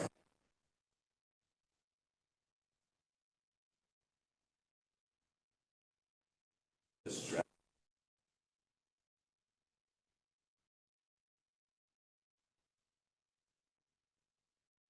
Our aspiration, what they call it. So they've been focusing on education periods, which Quabbin has actually been a topic of discussion because we have a flexible off period, which is Good, okay. beneficial for students, not just for getting help from teachers, but for. So today, I think the students, they've been having some attendance problems, but they wrote to Desi talking about what the importance of these periods, but they're also presenting. I've noticed a pattern of need for student engagement So that's what both of these work groups, as well as the work groups at the state level, are seeking to address through presentations. So the class variation work group is collecting data currently about the impact of intervention periods. On a state level, we met a few weeks ago on the 25th over Zoom. It's a lot of work group time. I know it's for the work groups that I've heard from, I'm on the sustainability one, so we're talking about increasing recycling in schools, and it's a lot of the data that we've collected for that, as well as for the regional things. It's a lot of student unawareness of the little ways that they can be change makers and can have positive impacts in their community and fields, for example, for recycling and like that. So it's mostly student engagement right now, but we're also getting to the steps of final reports that we're going to present to DESE in May. And the other state work group was college and career readiness work group, which is the one that I worked with. And the one thing that we discussed was the financial literacy bill. We went over that bill, and then we kind of discussed it, some of the things about it, and then we all agreed at the meeting we were all going to kind of take it back to our schools, figure out kind of what our schools need as far as like big ticket costs, problems that may come with implementing financial literacy courses. So thank you, Mrs. Vassar, for meeting. I was able to meet with Ms. Vassar, and we had a discussion about kind of adding a financial literacy course. We do have an elective which kind of does kind of cover these topics, but if it becomes a requirement, kind of what are some of the challenges and some of the things that come. Because one of the hard things is when we meet at the student advisory council, we were talking, it's all great things. Like we all know that like, it's a great thing, it's great for students to know, great for students to be taught in schools. But one of the things I was made aware of was for us, it's more of a, we now have to find some way to implement it into the schedule. Because all of our kinds of, we have all these classes that students have to take, and then there's little room for them to take. So implementing this course is a bit of a struggle. But it was all kind of like, we all think, okay, this is a great idea. But then we also have to think realistically, and sometimes these are great ideas, but it's also hard to implement these things in schools. Because we now have to take something away in order to put the financial literacy course. And that would be the struggle not for just Quad, but also for other schools around Massachusetts. So we'll continue on that. But and then school-wise, National Honor Society, one thing I can happily report on. So we have students reading children's books and recording themselves for the English language. English Learners, English learners. That are in kindergarten and in elementary school. That way they can they can have the book in front of them, listen to us read it to them, and then hope to understand. I know me and another student, we will be going to Ruggles Lane into one of the kindergarten classes, and we will be kind of working with a student or two one-on-one, and we'll be interacting with them in the classroom.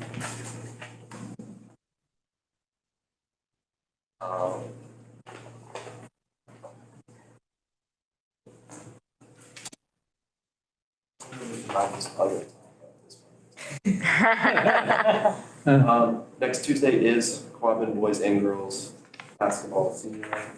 It goes at 5:30, the boys are at 7. We'll have the senior ceremony between the games. If you can make it. Nick was very kind to share the time for senior night with his sister and Hannah, who was here earlier, and Meg Doyle and Riley Baskins. So we have 4 girls, and Nick is our lone senior boy. Nice. This is last Tuesday or coming Tuesday? Coming out, yeah, 13th. Right when it's supposed to snow. Oh, good, I like snow. You can maybe move on to the next one. Trust if you want. Thank you for the update.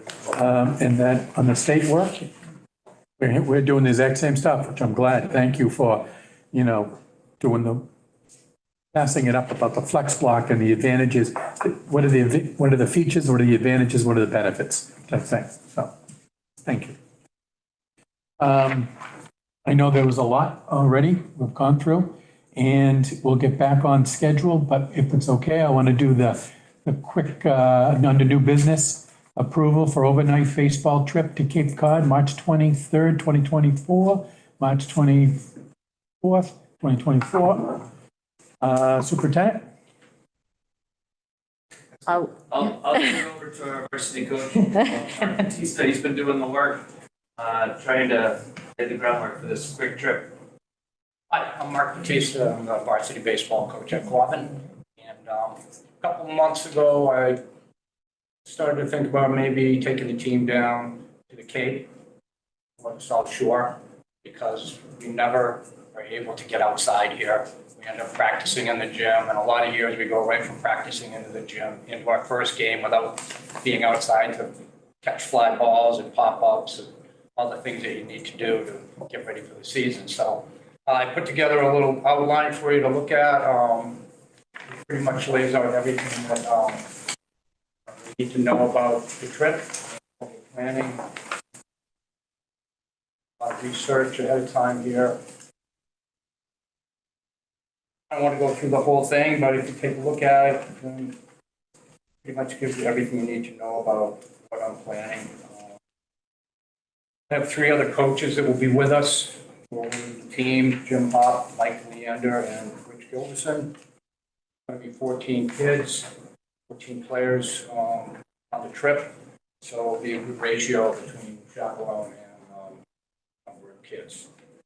I have the expenses, how we're going to pay for it. At the bottom, I have the schedule laid out, who we're going to play. We're going to rent the turf field at Plymouth North High School. We have a turf baseball field that they're going to let us rent it on Saturday and Sunday. And Sunday afternoon, we are going to have a scrimmage against Wareham High School. Be a lot of baseball. I think the kids will really enjoy it. The hotel we're going to stay at has an indoor swimming pool, so we get a chance to have some fun after we practice on Saturday. Breakfast is included. The kids aren't going to have to, pay anything. It's all going to be taken care of for them. I think it's going to be a great team builder for the kids. So, anybody has any questions?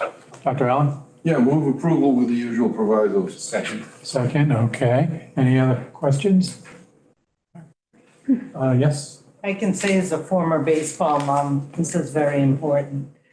They don't have an opportunity to, like you said, they're in a building trying to practice, and this would be really important. And baseball's always struggled, so it'll be a good team building, and I think it's a great idea. Thank you for doing it. And I would just add, Mark did all the legwork for this. We had a very young varsity team last year, so I think the team building part of it is super important. We have 7 returning sophomores, or kids that will be sophomores that were on varsity last year as freshmen. And we do plan to use 2 of the vans that the district owns, so that's another one of those benefits of the vans. We'll take the vans down, and we can fit. That's why it's 14 kids, 4 adults, no problem. And 2 vans, plenty of room for equipment too. So it's nice. They've been great. Lee? I'm sure you're going to do this, but just a reminder: kids are in the pool, adult supervision. Sure. Ex-lifeguard. Think of those things. Anyone else? Hearing none, roll call, please. Dr. Allen? Yes. For approval? Mr. Marsh? Yes. Mr. Deschamps? Yes. Mr. Willannon? Yes. Ms. Garvey? Yes. Ms. Cartier? Yes. Mrs. Chamberlain? Yes. Ms. Chafee? Yes. Mr. Wiggler? Yes. Mrs. Thompson? Yes. Mr. Nutter? Yes. Mr. Chairman? Yes. Good. Thank you. You're welcome. Thank you. The team appreciates it. Back on the agenda, administrative report, superintendent of schools. Sure. So I think, Mr. Mivel, I'm going to just put you on the spot for 1 second because you have so many terrific pictures in your report at the end. Maybe we'll start with you. You want to give us just an athletic update while you're here? You have the co-op hockey team, you have the 99 state finalist boys basketball team, and you have your wrestling report. Start with the game last night, 13-2, I think I updated it in there. Our goal right now, because we have 7 kids playing on, as most of you who have been around, we went through that process for the last 7 years. We now have 7 kids. They've been a big part of that turnaround. Some of the kids that graduated recently, the last couple of years really were part of that turnaround. So Cullen White's he's a junior, he's one of our top players on the team, on the Gardner team. Aiden LaPointe's also on the team, and we have Kevin Thompson, who's the other goalie. So our students have been going to games. The last couple of games that I've been able to attend, they've been there. It doesn't match up always because when we've had home wrestling, we have home hockey. They're Wednesday nights. So they do have a few more home games coming up, and looking forward to the Central Mass playoffs and also the statewide playoffs. So right now they're 18. Top 16 would be a home game at Veterans Arena in Gardner, which is, they haven't had a home game there in 20 years. So that would be huge. It will make a big push for our student body to try and get there to support. And they don't have to wear black and orange. It's fine. They can come in Quabbin gear, and they have been, some of our students. So. And then last Friday night, we had a 25th reunion for the 99 team, for the state finalist team that was 21-4. Coach Dex was able to introduce the members of the team that could be there. Most of them were there, which was really nice, and their families were able to see them. Our boys basketball players didn't go into the locker room like you normally would during halftime. They stayed out to pay their respect and listen to each of the team members be introduced by Dex. It was really a good. And the singer. Really good night. And Sarah Sherblum, she sings for us pretty much. I've had her, between Jake and then Kayla and now Evan on JV. So I have, both genders. I can usually get Sarah to sing anytime we need to. So she sang for that 99 team as someone in the class of 99. So that was really nice. That was on Friday night, and last thing on there was Sunday. This Sunday we did our first annual wrestling tournament for K through 8. Our varsity wrestling coach Mike Adams has been running for since pre-COVID, so at least 4 years, running a youth program on Tuesday nights in the cafeteria at the end of our practices. Because they have dual meets on Wednesdays, Tuesday night's a good night to end a little bit earlier, and our varsity kids help instruct in the K through 5 at this point, because now that we have the 6th graders. So, the older kids help demonstrate, get kids into it. It's grown our middle school program. Our middle school coach happens to be Frank Cranston. So, the fact that we have Mike Adams and Frank Cranston and Joe Wager has been helping this year as a volunteer, and he's an alum of the program.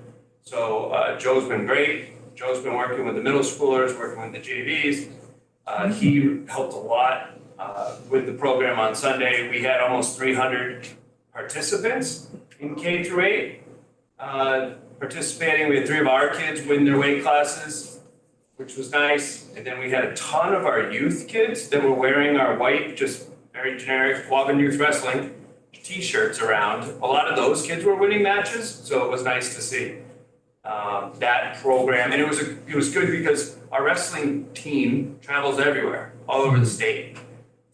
From Brockton to, they were at Triton Regional, an hour and 45 minutes away last Saturday for a quad. They're all over the place to get these matchups. In the youth programs are the same way. You really got to travel as a parent in our area. So to host something at Quabbin was really nice. Our boosters had a humongous concession stand going in the cafeteria, and they did very well. So, and they do so well because it's all donations.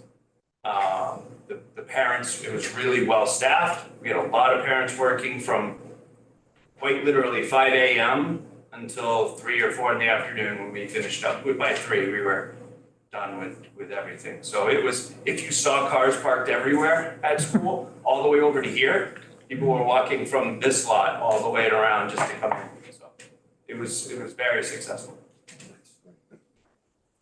Good. Thank you. I know I saw one of the, Mrs. Worthington can tell me how old he was, but when I visited OCAM, she had a student who had a shoulder injury from his wrestling match on Sunday, and he was still getting a little ice on it from the nurse during school, but I don't know. She would know how old he was, but oh, maybe. He was really proud. I think what it was his bragging right. You know, he was super proud. So that was awesome. But thank you so much. Mark, do you have any or many girls participating? Yes, we have Kai Schuster, ninth grader, so she'll be competing. She competes for us for varsity. She competes in both mixed, and then there's a separate girls tournament for the states, so she's actually going to be competing in both, I would assume. She did last year as an 8th grader as well. Dr. Allen? I was going to comment on basketball on committee concerns, but while we're talking about the athletics here, this is probably a good time. I wanted to talk about both the boys and the girls basketball teams. One is outstanding and the other is trying to be good. The girls, 11-3, are they? 12-3? Something like that. They're very well coached. Evan Barringer is the coach, and I get to see a number of these practices. Both coaches are outstanding. They're teachers first. They work with the kids, they teach working together and the teamwork and the skills, yes, but thinking. I was there today with Nick's practice. The coach set it up so that the players were coaching themselves and instructing themselves.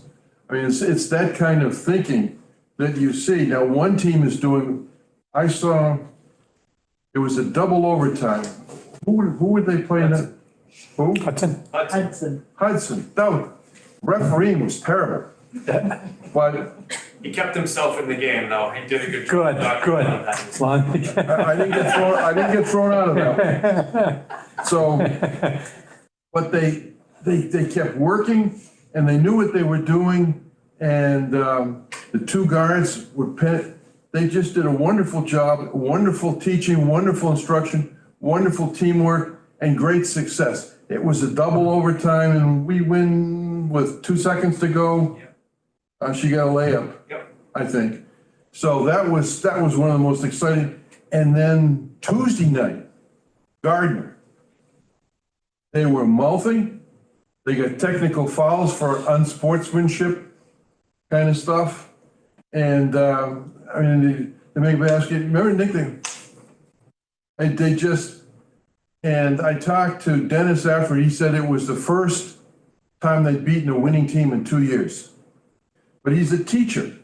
He teaches all of the way. And as the season goes on, they get better and better and better. And so they finally, you guys, 4-11, 4-12? 3-12. 3-12? Yeah, but you just beat Gardner. It's your fourth win, isn't it? No. It's 3. No, it's 3. 3, okay. Anyway, the team is not noted for a great record. But it's a young team. There's the whole senior class on the team. Matter of fact, he was congratulated effusively by the coach for his defense in the game against Gardner, which he played great defense. And so these are wonderful teams. And the record is almost beside the point, whether they top of the heap or not top of the heap. The way of saying that they have a lousy record. But the team is working, it's learning, very well coached, wonderful team working together and that sort of thing. And I just have great pride in those coaches and the kids. We know some of the kids on that, Luke Salvador. We all know him from being, we know him for being here and being with us. So we know the wonderful, great kids. Great, the kids are as good as these. And so I have observed this, and we beat Gardner by 2 points or three? Three. With just a few seconds to go. They were up with a minute or 2 minutes to go. And then he scored on a couple of plays. Our defense held them to 30. Yeah, it was great defense. And the Clark boy down low, he was working in the low post. So what's the name of that fellow that got those 2 shots? Your shooter? Quinn Gary. Yeah, Quinn Gary. Quinn Gary? Quinn Gary. Yeah. Because again, it was the thinking. They were so used to packing the low post against Clark, that opened up those 12, 14 foot, 45 degree shots. So those programs are in good hands and being handled very, very well. Good. Keep up the good work, Mr. Mivell, and all that. I know we're dealing with budget season and everything else here. And, one quick question, and I know it's a superintendent's report. Are we, any kids coming from North Brookfield this year? Yeah, there's a number of them. A number of them, okay. And anything with that hockey perspective? That joint we did a couple of years ago? That hockey team with Gardner? So that was the first, the hockey that I was referencing. Okay, that was the same, Hockey okay. team. So, Okay. we have 7 kids, Seven. boys on the hockey team. We have Okay. 1 girl That's who's the same freshman on the Leominster Co-op that also plays out of Veterans Arena though. So there are Gardner kids who are on the Leominster Co-op team for girls. Yes. Our boys play with Gardner, Narragansett, and Murdoch. So there's 4 schools that make up the boys ice hockey co-op. You got swimming too, We don't also you? have a swim co-op with Gardner, and that's new. We have 3 girls, 1 boy. One of our 9th grade girls, Ella Reeves, is currently ranked 1st. She won the league. She's advancing. She's very strong, and she's a 9th grader. Her sister Whitney Reeves is a 7th grader, and she's on the team as well. Oh, thank you. Good stuff. Awesome. Thank you. It is interesting to read the newspapers though, when they say Colin White, Gardner. Yeah, that's why. Ella Reeves, Gardner, I'm like, all right, but they're on the Gardner team. Gotcha. But it seems like the sports program has grown and gotten stronger and more kids. And we talked, about 3 years ago about that on getting, and it seems like Mark has done a very fine job in causing that to happen. Well, not that it's all your fault or success, but. Yeah, keep recruiting out there, will you? Good, thank you. So as far as my report goes, I'm just going to go over a couple things. I just reported out on some of the things I've been doing for my goal work. We just sent out a survey reviewing any changes. As you know, we added the 7-drop-1 schedule, just trying to get some feedback around that. I shared in your packet some academic data. We have a plan to do some intervention with our high schoolers to keep them on track. And then we are focusing on the budget and thinking about what we need to do to be successful next year. And the celebration is yesterday was the 100th day of school. And if you haven't been in elementary in a long time, it is a super big deal. And so some of my photos there show some projects where the kids make something out of 100 items. They also dress as if they're 100 years old, which is super cute. I just didn't have a picture to put in there. So we're more than halfway through the year.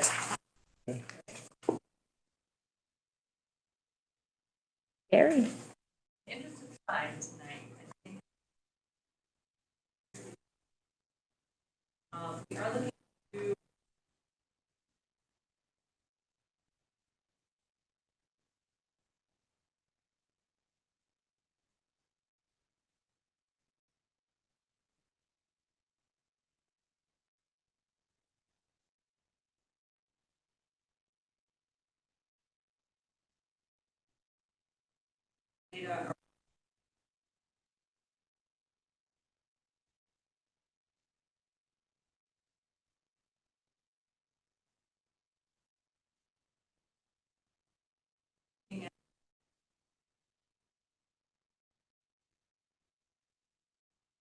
student.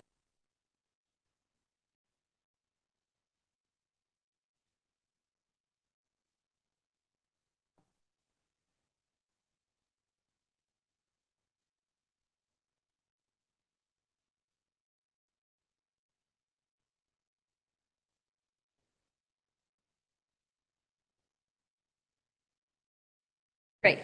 Kevin?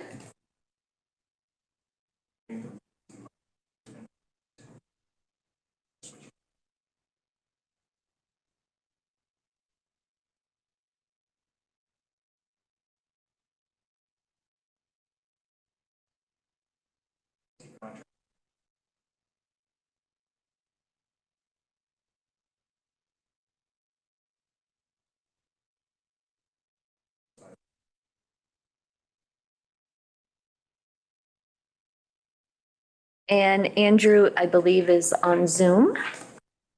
I'm here downstairs. Oh. It was just a crowded house when I was up there earlier, so I figured I'd give we actually had a tech subcommittee tonight, so I'm going to let them go into depth on some of the things here, but I'll just give you a brief overview. We are piloting some vape sensors over at the middle high school and a guest registration system over at Ruggles Lane. Both those have been in place for the last couple of days and in use. The E-rate season has begun. We have started to file for all of our yearly service costs, or in some cases, 3-year contracts, like our internet service, our wireless service, and our firewall services. We completed the wireless migration from the high school to the elementary school, so that's done. We are still down 1 tech staff member, and since the last school committee meeting, we closed 273 tickets and 1,948 since the start of the school year. Great. Cheryl? A few items on procurements tonight. Our number 2 heating oil bid was opened days ago. Our price for next year is at $2.96. That's 15% decrease from this year, so that will help us a little bit in the FY25 budget. We are releasing an IFB to replace the winches and add safety straps to the basketball hoops in the middle high school gym because we did have quite a little accident there. Hoping to take care of that project during April break. The contract for next year's school transportation will be discussed later on the agenda. I have some NESDEC. The NESDEC reports were received yesterday, so I put together some quick graphs. If you could bring those up so we can get them a little bit bigger, maybe even. Figure out how to do that. It'd be very easy. If we can't see these well tonight, maybe I'll just make copies for you and send them out. This is the PK, pre-kindergarten to grade 5. If you just take a notice, the top line is Barry, the next line, green line is Hubbardston. Does anybody notice what's going on in Hubbardston? That's where our greatest impact is in enrollments over the next 10 years. The only place where there's an impact on enrollment. It is the only place where there will be an increase in at least pre-K to 5 age students. There's another graph that does grade 6 through 12. That one will show you an even greater increase in Hubbardston. And what you'll notice for the first time in my tenure here, Hubbardston will have more students. Yeah. These projections are online, more students in our high school, middle high school than the town of Barry.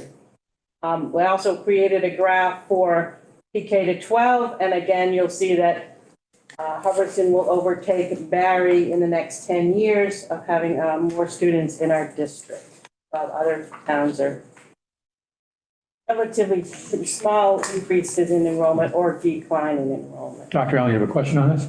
That comment, all of the Collins report and all that kind of stuff showed us going just like we're going to have 20, 30, even 40% decline. And these don't show that at all. They show all of us holding steady, except for Hubbardston, which is steadily growing. That's what it shows, Dr. Allen. The superintendent and I are very leery about this data, but this is what NESDEC does. So we are hoping that they will be online, because if they are, we may be able to climb out of hold harmless debt. Right. So let's hope that they are accurate in the projections. I provide for you the grant awards letter report. However, there's no new grants from last month's report. And our warrant release since the last time, biweekly payroll 15 and 16.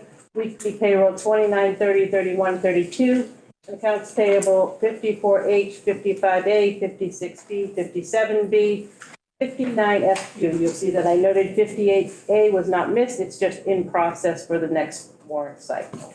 That's all for now. Thank you. And Greg.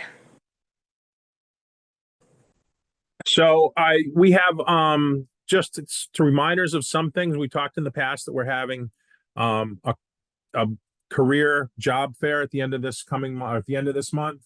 Also, we have 3 members of our middle high school guidance department are working on MyCap, and I gave you information in there about that. That's My Career and Academic Plan. It's a state-sponsored program that's connected directly to our Innovation Pathways grant. And our Innovation Pathways program, but it's something that will definitely impact all students at the middle high school, and they continue to work on that. And I gave you some resources regarding that. This coming spring in May, on May 6th, we are going to have a college fair at the high school. And that's under the auspices of the New England Association for College Admissions Counseling. That will draw students really from all over Central Mass to come and see our school to find out more about their colleges and their choices for the future. And as far as our post-grad program, things are going pretty steady and stable there, but we are starting to transition away from winter programming to some spring programming, and there's hope for additional job sites. Ashley Roy, the lead teacher there, is working really hard at getting connections with some kids, and we're supporting her for that. So that's kind of what I have going on this month. Thank you. Thanks, Greg. And John? It's awesome.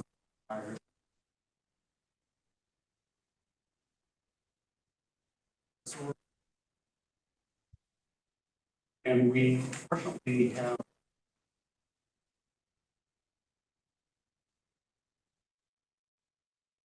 so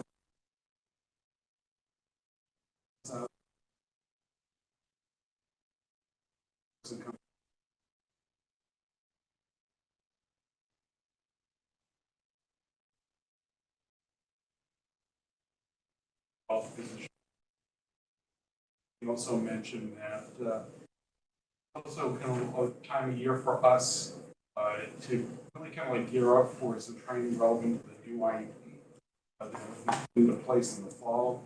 So we're starting to plan for some professional development with our staff. We've had some of our staff go through training the trainer programs to actually gear up for that.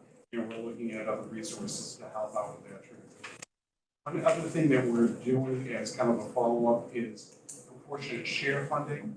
Proportionate share is the portion of our federal funding that is designated to help out students who are either homeschooled or privately enrolled in private schools by their parents to actually give them assistance. So we have reached out earlier in the year, at the beginning of October, to let parents know about this funding. We have had relationships with a couple of private schools that actually assist them, and a couple of families to try to give them services and supports that they need, along with a small number of walk-in service students that come in for speech and supports. But because we've got quite a few people that didn't respond our first round, we're reaching out to them again this month. Thank you. From us. Okay. Is there a teacher advisory council? No. Subcommittee reports. Administrative review? Audit? Budget? We had our second budget meeting, actually last Thursday, February 1st, and with it was second iteration which Cheryl put together of the proposed budget for the coming year. A reduction of basically $666,000 from the first one, which winds up becoming a 6.1% budget increase for the district. We realize that some work has to be done on this, and we're going to be meeting again in the near future. Some of my concerns in the coming year. Cheryl's going to talk a little bit about transportation on the road. I asked some questions about the contract. It's a hefty increase for the first year, and it pays off for the second and third year. The free lunch program there's some concern whether, the governor actually has the dollars to support the program for the entire year. So at the end of the year, hopefully, we'll be even and we won't have to kick in any additional dollars from the district. We have 10 people who are retiring this year with retirements. There's a benefits increase. People receive benefits as they leave. Also, there's a number of new hires that are projected. And estimated retires teachers insurance, health insurance increase of 10%. I was surprised to hear, well, I knew it was climbing, but it's gone from 23 to 25% the number of students who are receiving special ed services over the course of the year, which also has a transportation component in it that has a significant increase. And the fact of the matter is, we were also told during the meeting that there's no guarantee that we're going to get transportation reimbursement above 80%. So, 80%, I thought it was supposed to be 100, then one year it was 90. It's been all over the place. I think that some of these concerns, obviously, towns have these concerns, but they're really focused on the state level. I mean, the state really has to help us out here. Cheryl explained that 66% of all districts are receiving only a minimum aid of 30% for the year. In 10 districts, the under the Student Opportunity Act are receiving 58% of the Chapter 70 increase. And we're talking districts that are receiving like tens of millions of dollars. And we're really receiving a minimal increase. It has to do with the whole harvest, but it's still a concern. When you take that 6.1%, that translates it as every year we know that whatever we're proposing is significantly more for the town based upon the formula. In most cases, the budget. Hubbardston has a 15.9% increase with the second iteration of the budget. Barry, 12.75, Hardwick, 11.3, and Ocam, 9.1, and New Braintree, 5.6. So obviously, we need to take a look at this. And, the only areas that, it's going to be hard to cut. We have programs, we have athletics, and, staffing is a very expensive component of this particular budget. No more expensive than it's been in other years, but the bottom line is it's a big chunk of the budget. So the administration is supposed to meet in the next couple of weeks. And we're going to have another meeting on the 29th. The administration is going to take a look at what programs perhaps we could reduce, because I think the budget really needs to come down to some extent. I don't know if we're going to get to the level that some of the towns really want, but we're going to do our best to take a look and make sure that the programs that are operating are good. The public hearing is going to be on Tuesday, March 12th at 6:30 p.m. So hopefully the 29th, maybe even another budget meeting between the 29th and the 12th. Maybe not. We'll see what happens then. And that's where we currently are right now. Any questions from Mark? Thanks, Mark. Central office? Nothing. Collective bargaining? Nothing at this time. Buildings, grounds, and safety? Nothing. Policy and review and reform? Yeah, we got something. This naming new facilities.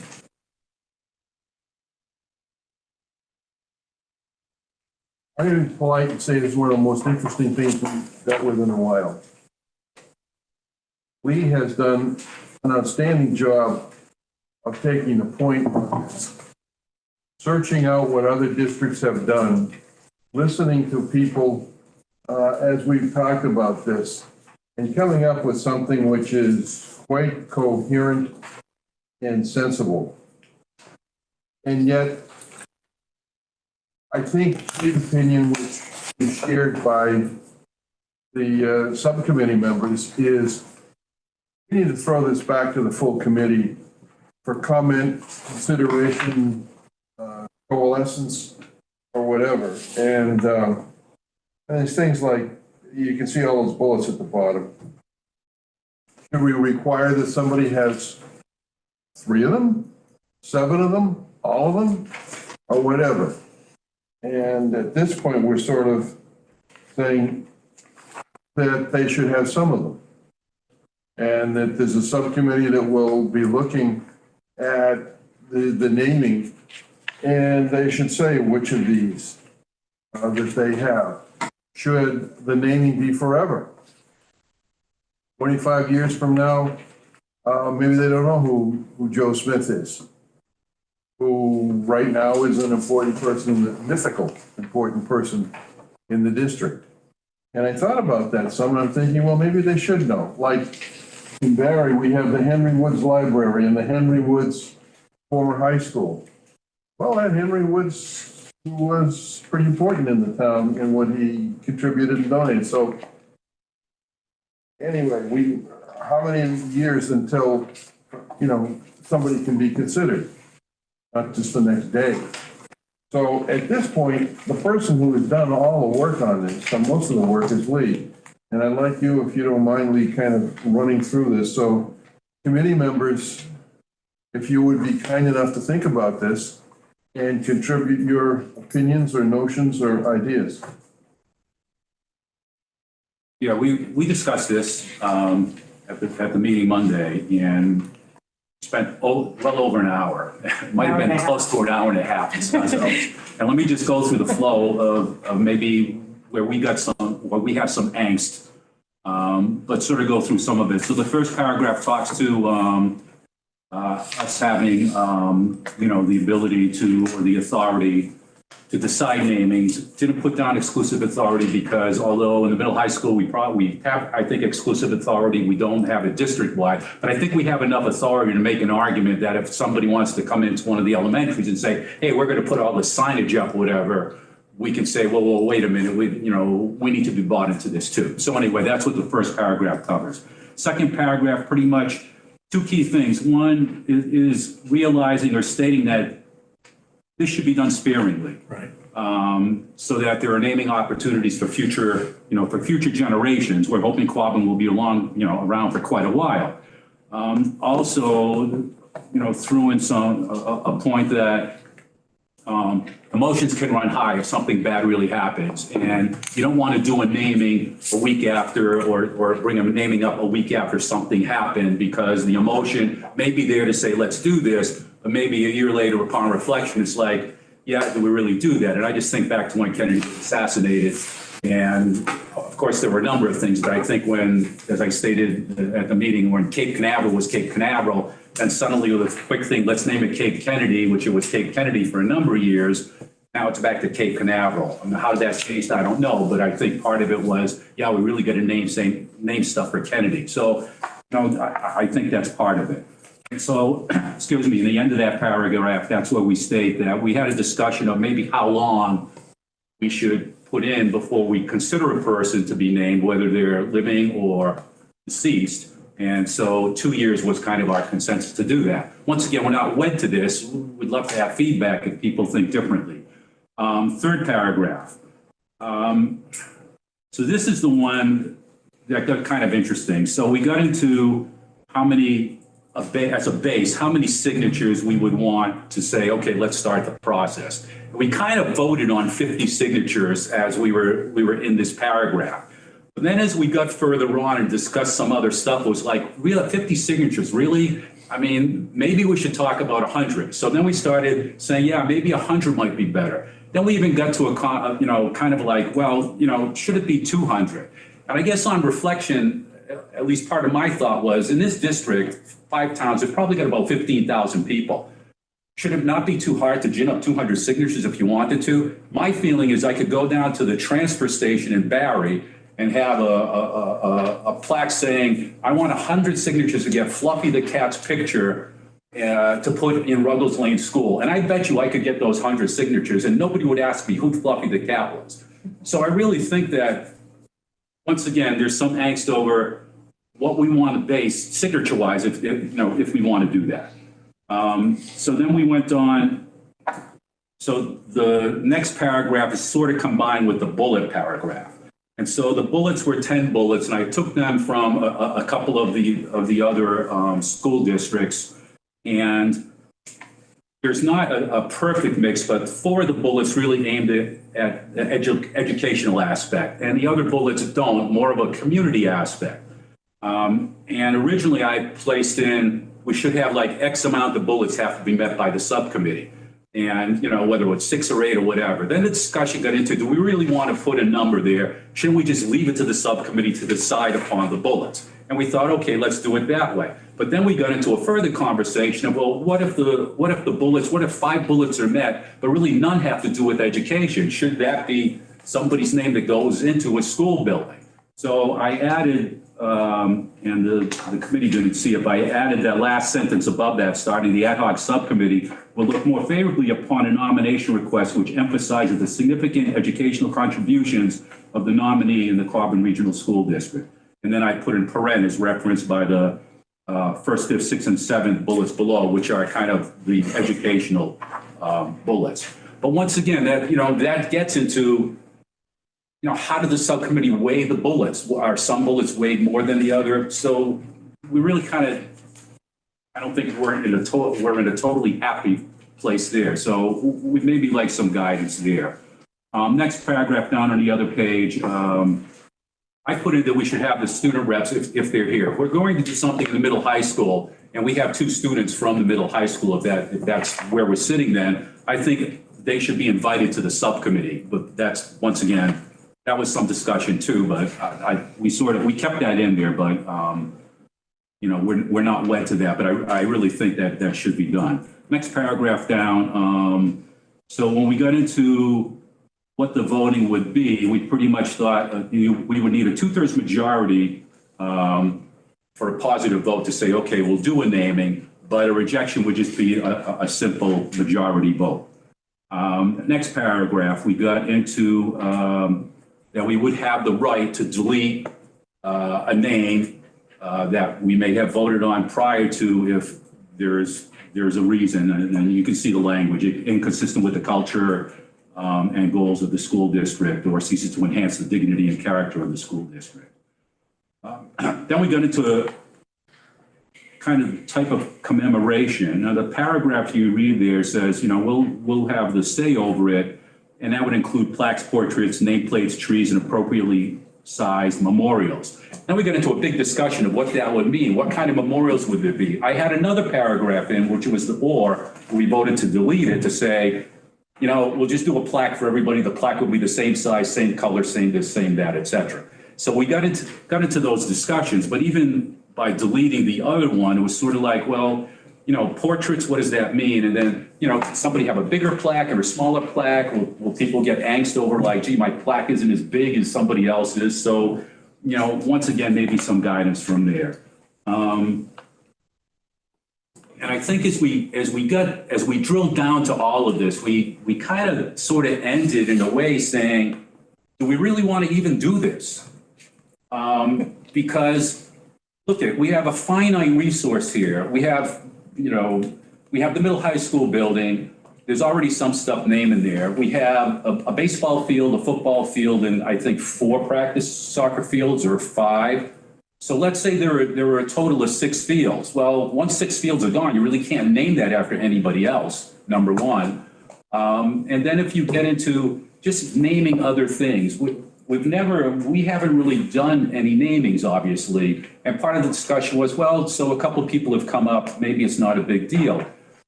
But we think it might be a big deal because once you open that door, I mean, I know, it's easy, and it probably will be like the jocks come in and say, no, let's name this field and that field, and that's fine. But then it's sort of like, okay, so are the music people going to say, well, wait a minute, maybe we want something named because, we have, and I know they have something named already, but let's name something else. ROTC people, hey, we've had a great ROTC program. Maybe we should have a name for somebody there. Maybe the cross-country people say, let's name the cross-country track after one of our, once it starts going and snowballs, then suddenly you're out of stuff to name.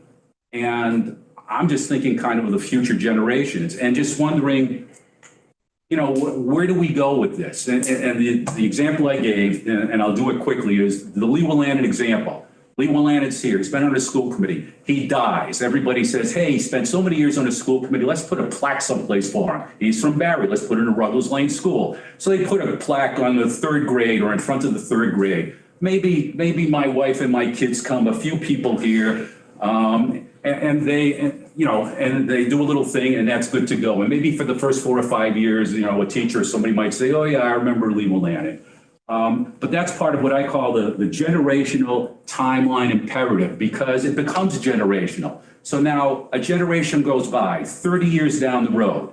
You know, it's sort of like, you know, Isabel is sitting in Mark's seat at a school committee meeting and somebody mentions, oh, I looked at something and I saw this name Lee Willannon. And Isabel says, oh, wait a minute, you don't know who Lee Willannon was? And she pulls a Dr. Allen who says, well, let me give you that history. You know, and I state that, and I love hearing his histories, and I think that's great. So she gives a history, yeah, he was this and that. And I think there's a plaque at Ruggles Lane School. And then Nick, who is now sitting in Deb's seat as the vice chair, although he wants to be chair someday. But he's sitting there in the vice chair seat. He says, oh, no, well, you know what happened? The screws kind of loosened up where the plaque was. It fell off the wall 2 years ago, and it's lying on the floor in a janitor's office. And I know we don't use the term janitor anymore, but it suits my soliloquy here. So it's lying on the floor in the janitor's office. Nobody knows who Lee Willannon is 30 years from now. You know, why should we, I mean, to me, why should we do this? And so we got into a conversation of, isn't there a better way, or is there a better way? And both Dave and Deb came up with, you know, we do stuff different at Quabbin. Why don't we create like a garden, a reflection garden, or a garden where we can develop that garden with paths, with seats, you know, chairs, and you could devote something, you know, somebody could have a dandelion, a little, not dandelion, yeah, dandelion, well, maybe they could, if they want a dandelion, a daffodil garden, you can put a nameplate there, you know, daffodil garden, you know, in dedicated to this person or that person. And it could be something that's expanded. It could be something that kids would love to work with. Maybe some of our postgraduates, you know, want to do landscaping or something. They would say, yeah, we'd like to, you know, create the paths or work this out. And it could be in an area that could be expanded. And why not look at something like that? Another thing I kind of thought of today, and once again, these are not exclusive or all that, but I'm thinking, you know, I'm looking at a basketball court, and it's like, and I spoke with a couple of people. I said, couldn't we do some details if we wanted to give somebody some merit and say, you know, they played a big part in the program and are deceased. So put their name on the side, you know, detail their name on the side of the court and leave it there for 5 years or so, and then change it every 5 years if we have other people wanting to do that. And what was your, you know, you brought something up. Yeah, I had a long conversation with Dr. Marshall this afternoon and picked her brain about the history of what has been named and what the intention was.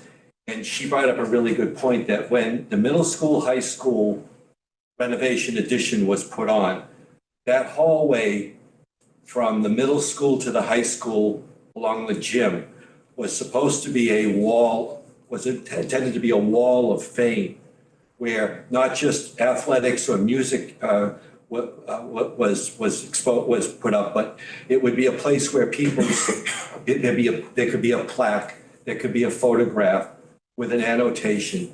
It could be someone who passed, and we'll go to that plaque at Ruggles Lane and bring flowers up. Thanks.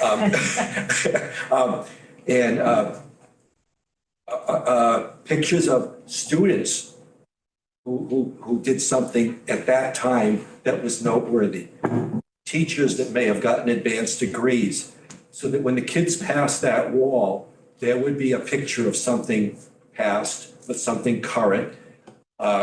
Somebody brought up the fact that we have a student who went through the NJROTC program, is now working in the Pentagon. That would be something for our kids to. Yeah, that's right. You're right, Dr. Allen. So it would be not permanent. It would be to suit the needs at the time, and it would take away all this angst about what are we going to do with what Peggy's on. I know Peggy's going to do it tonight. Peggy said something the other night that stuck in my head all week long. She doesn't want to name anything. And I thought, you know, by the end of thinking about this, I'm on Peggy's side because we spent an hour and a half with this, and all I could think of is, and there's no reflection on anybody here, but I was thinking, oh my God, if a subcommittee spent an hour and a half on this, what are we all going to do with this tonight? Because everybody has got, we were hoping for a perspective. I guess what we need to know is, do we go back to the drawing board as a subcommittee? What's your ideas? And Peggy, you know, and I know Peggy is on there, and Peggy did bring that up. We discussed, and Peggy said to me, or something to the effect that, you know, I know you put a lot of work in, but, you know, I may not want to do this. And I said, well, wait a minute. I may not want to do it either. I mean, I put the work in, but the more I worked into this, the more I saw, and there was one school district, they specifically stated, they said, there will be no facilities name, there will be no athletic grounds name, no fields, anything like that. And they were just flat out saying that was totally off the board. I mean, so that's something that could be considered. But really, the more we went over this, it was like, it's almost like a generational thing. I mean, when we talked about, we brought up the school, the Roger Langley School, and I thought, you know, in a way, I sort of jokingly think of that as like, yeah, there's a cement slab or there or something with his name on it. And then Dick said, well, you know what he did, and Dick went through a whole thing of this, and I'm thinking, there's a number of people that I probably have never heard of, and all of us, who deserve to have something named after him. I mean, who are we to say, you know, once again, now that, okay, so we're sitting here in this generation, we're gonna throw all these names out and put the name. And I'm not saying they're not deserving. I think there's probably a lot of deserving people, but we could go ad infinitum to do that. And somebody brought up the Newell Field. The Newell Field. It was mentioned this evening. Right, who was named after a student who was deceased. The few years I've been here, I mean, there've been at least 3 students untimely deaths. And it's like, can somebody say to me that they shouldn't have something named after them? I mean, it's like you could have an endless bounty of names and we really only have a finite number of things. So, you know, I think a lot of us just kind of got to the point of, you know, maybe this isn't something we really should visit. And so that's where we're at. So before we really got drilled in and said, well, let's put this let's kind of match this out a little on our own as a subcommittee, then come here and maybe have people say, whoa, maybe we shouldn't be doing this. We thought, since we felt that way a bit, we kind of want to throw it out and just see what the full committee kind of wants to guide us in. I like that wall of shame, wall of fame. I just have a question. Let's go back to the cat flag.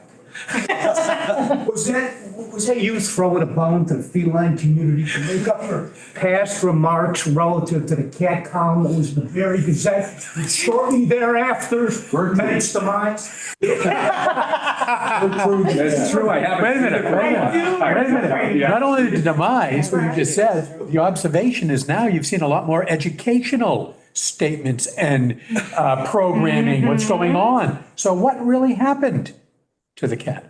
Mark, my push on that was sort of exactly that, though. There's a lot of cat people. I mean, there really are. That's why I said I could probably get 100 signatures to get a cat back someplace in the school. So, Especially I know it's late, but this is worthy, at least for any further discussion or potential direction of where we might want to go on this. Not only did we have a potential 2 requests to ask for fields, what would the request that came to us or is in abeyance right now, because we didn't have really a policy on it, was asking for what? Baseball. The pitch. Which is a Soccer field. pitch. They didn't want to change the name of field. the football field, but they wanted the soccer pitch to be named one, and then the baseball diamond to be named for another name. Diamond after diamond. And they had a number of signatures, nowhere near, I don't think they even had 50, but nowhere near 100. And the other, I get, you know, and I don't know, I didn't collect signatures, but kind of when I was thinking once again of the Lee Willannon thing, I thought, you know, if somebody came up to me when I was alive or, you know, before I died and said, hey, we want to name this after you, I say, no, no way, I don't want to do that, you know? And so I'm wondering for at least the signatures of two things, I didn't see any family names on that. And I think if you go to a family, they're not going to say no, maybe they won't say, no, we won't want it done, but I like to kind of know the family wants this done as opposed to just a bunch of people getting together. And I know there's support for it. I'm not diming anything that's been done. I'm just trying to think as all this stuff that may go along, because I think this could really have a domino effect. And I think I brought up, maybe I didn't bring it up here, but I think back to that 30 years ago when whoever was doing this social thing and they put a kind of a crappy car and parked it in a low-income area of New York City, and it left it there for a week or two, and it was fine, nothing was done. And then they went out and they broke one window, and then they waited, and within the week, all the windows are broken. And then this might be a poor analogy, but my thought is, yeah, we haven't really gotten any of these, obviously, since I've been sitting here, but once you get them, it's almost going to me, it's going to be a race. Like, okay, well, these fields were named. Somebody might sit there and say, well, wait a minute, we want a field name. There's only 4 fields left. Let's get something in there, and then Colleen even brought up in discussion. She said, well, if that's the case, maybe we should have no more than like one name a year, or one name every 2 years, or one name every 3 years, to at least that spreads it out. But once again, a lot of ideas out there, but not that we want to say, yeah, we don't want to do this, because if we said we didn't want to do this, then we could, we want to look at a different approach, and we've got a couple ideas for approaches, obviously. So committee members, would you like to, anything you want to say or comment on? I got a couple of things that are important that I'd like to say on this too, but I'd like to hear from any of us, because here was a draft kind of a outline of saying, do we continue on this road? Do you mentioned a garden, grove, a walla, other perspectives of that. Also, I'd like to have a list of any and all names of any fields, any gymnasiums, any auditoriums, any potential buildings, any trees, anything like that. I'd like to know what they are, not just hearsay. And I'm not trying to be negative by saying, oh, I don't know all of them. We don't have one in front of us. That's something. And something that I think that is telling before we even do anything, and I want to hear from anybody else, please. But I asked Jess a while ago, and as we started this conversation in the fall, someone mentioned that there was, that this building was dedicated to Maureen Marshall. And people went, well, we don't know, well, Jess, as well as Cheryl, the 2007 minutes of the school committee, I replaced Mr. Fran Gromowski. Met him like that. In 2007, March of 2007, his parting perspective, his last business that he did on the school committee, which was the gentleman for 25 years or whatever, on a motion made by Fran Gromowski, seconded by Dr. Allen. Who the hell's he? I move the Quabbin Regional School District Educational Support Center be dedicated to Dr. Maureen Marshall in recognition of her leadership, hard work, and persistence in making the center a reality, and also for making the district what it is today. And further, that the committee take the appropriate action to make such a dedication. That was 2007. Dr. Allen, Cheryl was there, Lee, Peggy. So there was this vote, but nothing ever happened. Nothing ever happened. So my perspective is, if we're going to even name potential something, I think we have unfinished business that's back here in 2007. So it's really not an embarrassment. I don't know what, we had quite a few administrative secretaries from there. And believe it or not, my first meeting, I think, was May of 2007. So I wouldn't have seen this. But do you remember this? I remember the discussions. I don't remember the vote, to tell the truth, I don't. I remember the And discussions. she just shared it to me, which thank you for looking and finding it. Because back in, and I'm not, that first meeting we had, when we met the gentleman, Cheryl said, I am quite sure that you guys, school committee, dedicated. And she said, and I know time, she's other things to do, there's budget, there's contracts, there's other procurement issues, but thank you. And so. My weekend work. And I love the idea of digging a little deeper in this, instead of just saying, let's go with this. Because what the two proposals that have come up, is it a worthy endeavor to be recognized somewhere? Probably, absolutely. But where, when, and how is what's best for the district. It not only have a culmination effect, but an appropriate, effective, smart way of dedicating space, concrete stuff, whatever it might be. So who else? Anything, Jenna, or? No, I think that pretty much covers everything. I wasn't going to be a wet blanket on this, but it was just given to me a little bit an hour ago. And it was like, oh my gosh.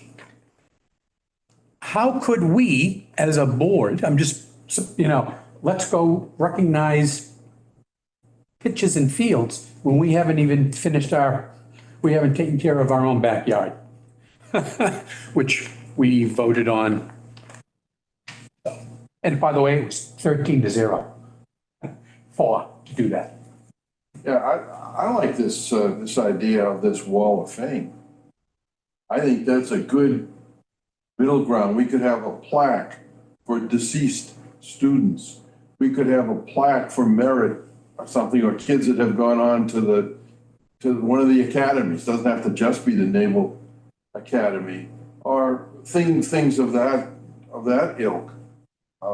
Well, I think that's absolutely, but a grove, are there other perspectives? Or garden. A garden, like you mentioned. That's a great, I think that might be a good direction to go. Do we look at the superintendent to move this forward? Do we want to use ourselves? I'm not trying to lay it all on her, of course not, but I need to hear from others. But I think Leah said a lot, Dr. Allen.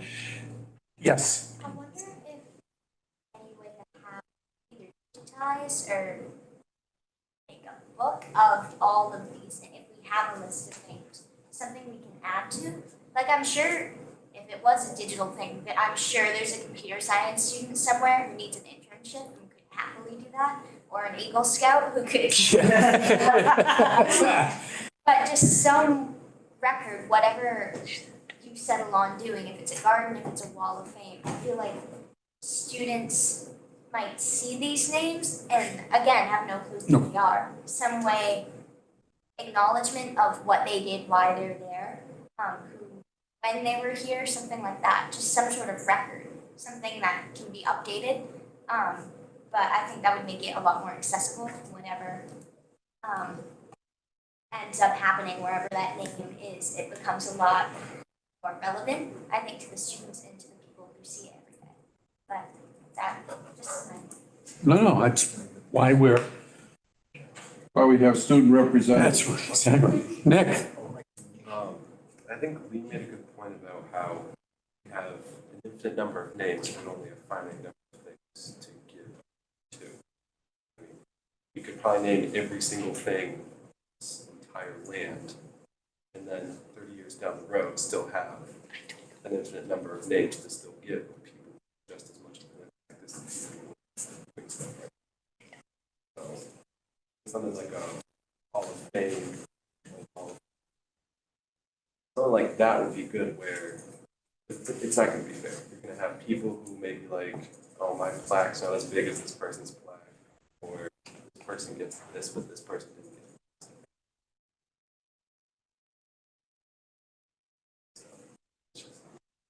So I think kind of in our meeting, our perspective was some type of more memorial. So that's kind of what we're looking. Do you want us to continue to work on a policy and lay out criteria that, you know, these things can be named? Or do we want to kind of more take an approach of some type of memorial where maybe we could have some students design some type of area and garden, or maybe, you know, we have a lot of retirees and things at the elementaries. Is that something we can transition and have at each site? You know, maybe they could buy a brick and we could have that information, and it could be, you know, so people will know what Lee Willian did and why his plaque is in the janitor's closet. Oh, Peggy, I think Peggy brought up But I liked Peggy's idea of not naming cobblestones any. or bricks or Yeah, something. yeah, so we're just looking for direction, you know, how does everyone here feel, and, you know, which way do you want us to continue to work to present it to you? Walter, then Nick. Thinking about the city of Boston. And, you know, right off the top of my head, I can think of 3 buildings that have been named: John Hancock, Tip O'Neill Building, Kennedy Building. I can't think of any other buildings. So I think if we're gonna name something like a field or a building, it has to be somebody, and I don't know how to define this, but somebody that's truly exceptional. Right. You know, a truly historic figure in our realm here at Quab. But I like the idea of the garden and wall of fame. I think those are appropriate too, but, you know, I mean, for the bigger ones, maybe we should find people, you know, that are especially appropriate. The problem is, you know, the people, let's say it was 200, the people, the 100 or 200 people that would sign it, to them, that person is the one that's appropriate. You know? I mean, Oh, yeah. you know, as that But step. So I think that if somebody's exceptional enough, it won't be just them. I mean, it would be the entire community would agree that that person's appropriate. right, so then you could get And like maybe we don't have 1,000 votes anybody or that something. fits that description. I don't know, but.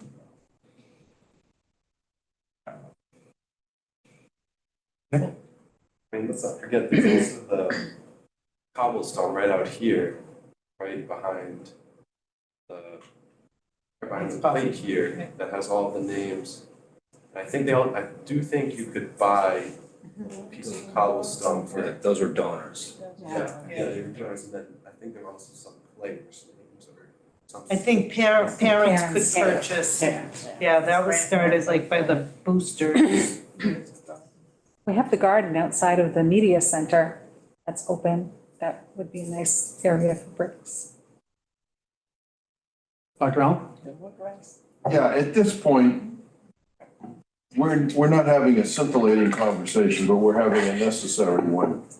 I would say Review and Reform is going to take this up at our October meeting. And we're going to be looking in the direction of the Wall of Fame and the garden, and using the ideas that Lee has in here in his bullets and some of the other things. I think a melding of this with those ideas is the way to go. And that's what I would propose doing, unless anybody has any major objections. Remember, we still have a policy in place for naming buildings only. So that's still in place. So if you want to, but do you really want to wait till October? Or do you want to start looking at this a little further along in the spring, maybe to be able to come up with something for the full committee to accept, to be able to have a grove, a hall of fame, whatever it might be. But, you know, we did have that request, so we want to honor at least what we're looking at that. And does it have, you know, does it meet or will it meet the criteria? Down the road, I don't know, but I don't know if October is too far away. There is an issue, okay? Both people are in the Quabbin Hall of Fame. We're gonna put their names in 2 separate places in the school. They're already in the Hall of Fame? They're already in the Hall of Fame.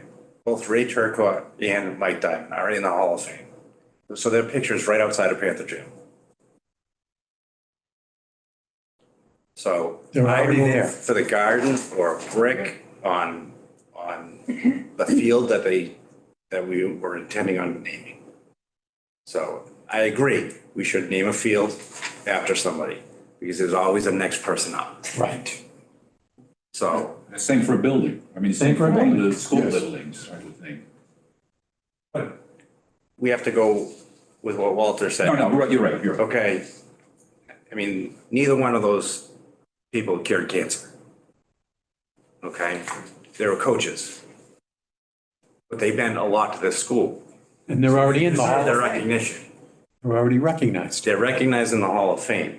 But if we put a plaque that this place was dedicated to Maureen Marshall, okay?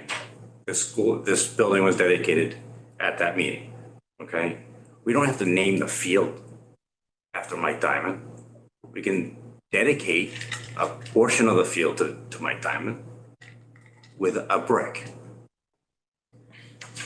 The Mike Diamond backstop. But that's my point. And that's not going to be solved tonight. No. And just to refresh my memory, what was the genesis of this? What Lee mentioned. We have two requests. We have two requests for naming. One for the pitch, which is the football field, but only the soccer field part, and then the baseball diamond. Are you donating lots of money to? No, they just wanted named after them. Retired, dead coaches who were very good and very important to the school here. You just mentioned a point. That's another discussion. That think about somebody that has a lot of money. You know, are they of character and anything else? And does that money get you a bigger picture, better this or that? You know, I mean, this is huge. So the work, the time, the discussion, and then to us as the body politic, what we need to do. So obviously, there's no decision tonight. The question is, where do you want it to send it? Do you want it back to policy and let them work and massage it? Next October. The problem would be mentioning October. That could be a problem. Or do you send it somewhere else? I don't know. These folks looking for at least an answer. They came to us. In some conversations I've had, it's been thrown to me like, oh, this is Barry's 250th? Yes. 250th anniversary would be really great to have these namings done within the summertime, so it could be part of the 250th anniversary. A couple things like, you guys are making a big deal over this, just get some rules down and let's get the naming going. So, yeah, Well, I do really like the cooling off period. Someone makes a request, we're gonna sit on it for a couple of years just to make sure that, we're not coming at it. Charging forward, yeah. Emotionally. Right. Like that one with Maureen Marshall. I mean, what if someone was against that? I mean, you read what, 13-0? 13-0. What if someone thought, I don't feel comfortable doing this right away? Like, who's gonna say, I'll be the person to object to that? Like, I would not want to be that person, Wouldn't bother me. So I kind of like the idea of giving it time to breathe Yes, before we jump in. yes. So you want to? The other thing is, if I'm kind of with Dr. Allen on what both Jenna said and what he said, time to breathe. Colleen and the administrative team is going to be knee deep in budget all spring. And, I'm sure she'd rather be thinking about a garden and going out to the town hall meetings, the town meetings. She could be designing a garden, but If that's what you task Cheryl and I to do. their plates are going to be filled with budget stuff. And I think what Jenna said is let it cool. Let's not get emotional. I think a lot of the arguments that Lee's hearing is based on emotion. These people are vivid in the minds of the people who are advocating for this. And, I had Diamond as a gym teacher in 1967, but I mean, that's And Turcotte was my history teacher, but that was then. And they were already recognized. They're already recognized. Yes. Yep. So maybe we tell them it's just marinating. So if there's no other further, maybe we just put it back to the policy and we'll. In October. In October or whatever, we'll see what happens. We have plenty of time to think about it. Do we as a committee feel comfortable on that? That would be my intent unless anybody objects. Yeah, no, that's where we're. Check on the screen. Peggy? As Charity? Emily? Charity's Charity. here with us. I agree. Okay. Good. We're gonna move on. Thank you. And that was, we knew it was gonna be a long one, so thank you. Okay, school committee operating protocols.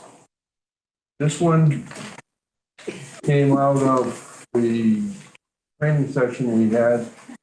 And I guess Mark and Dave and Colleen put together the one that's in your packet. And Mark, I'll turn it over to you.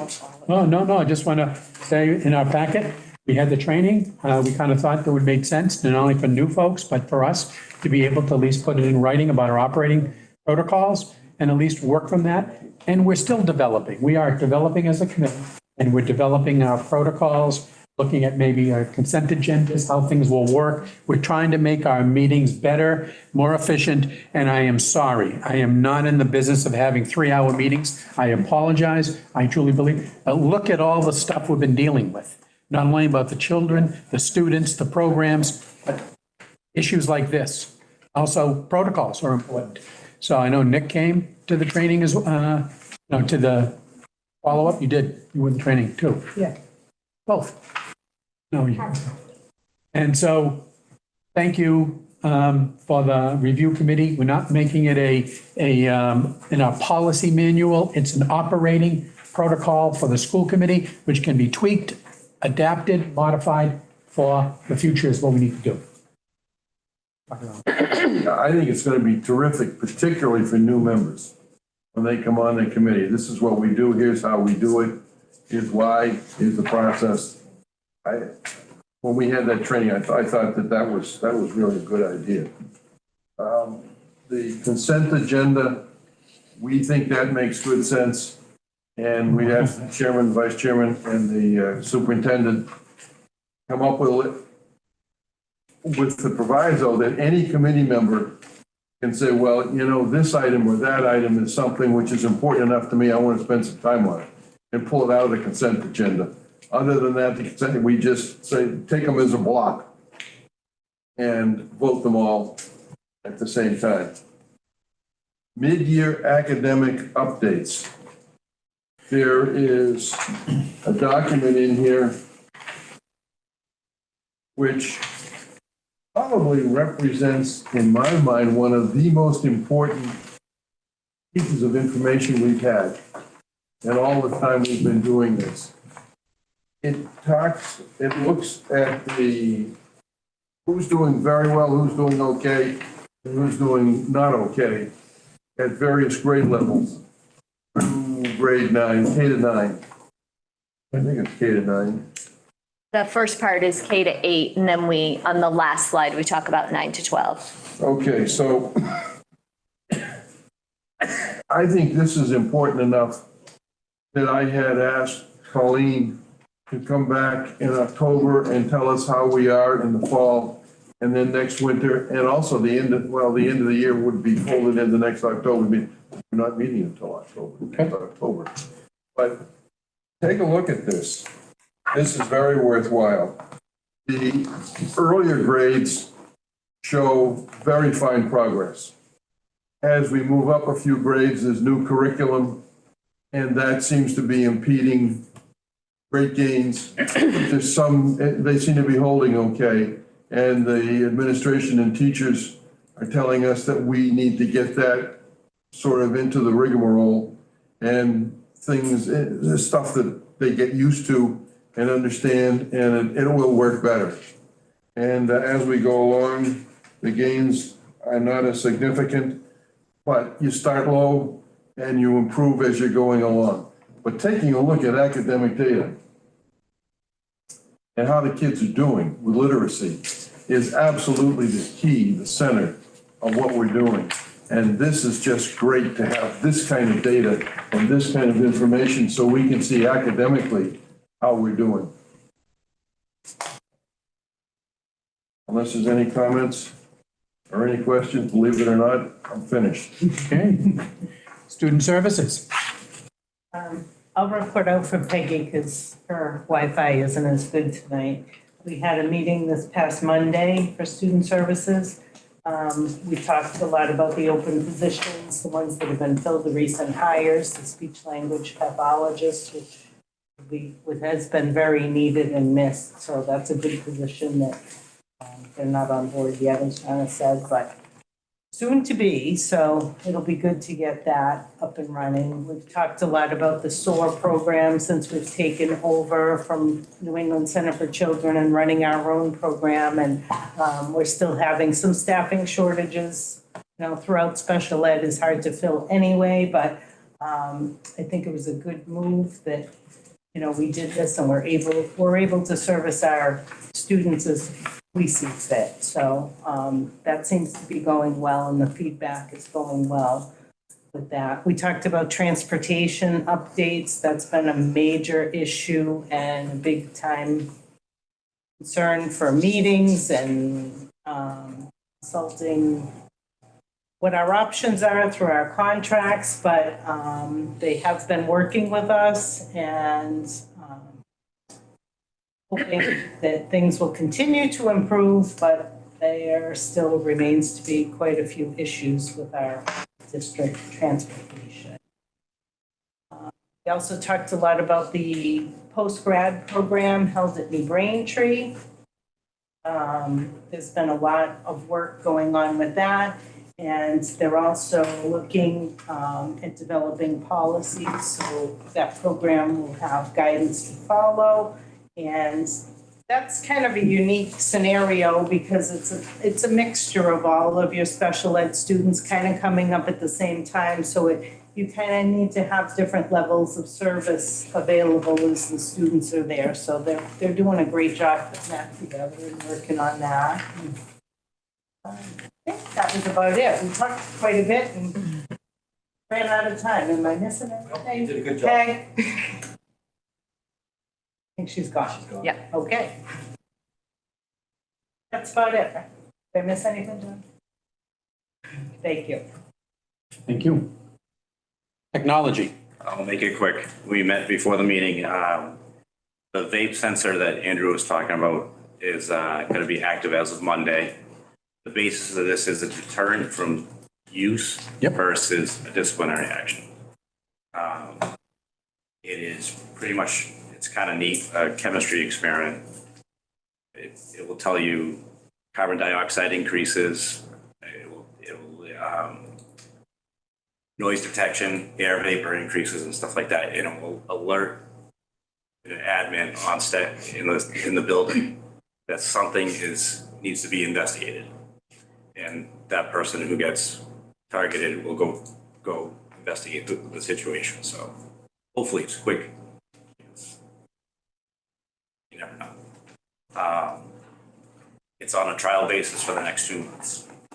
And then the guest sign-in he was referring to, I was able to use it today. It's kind of neat.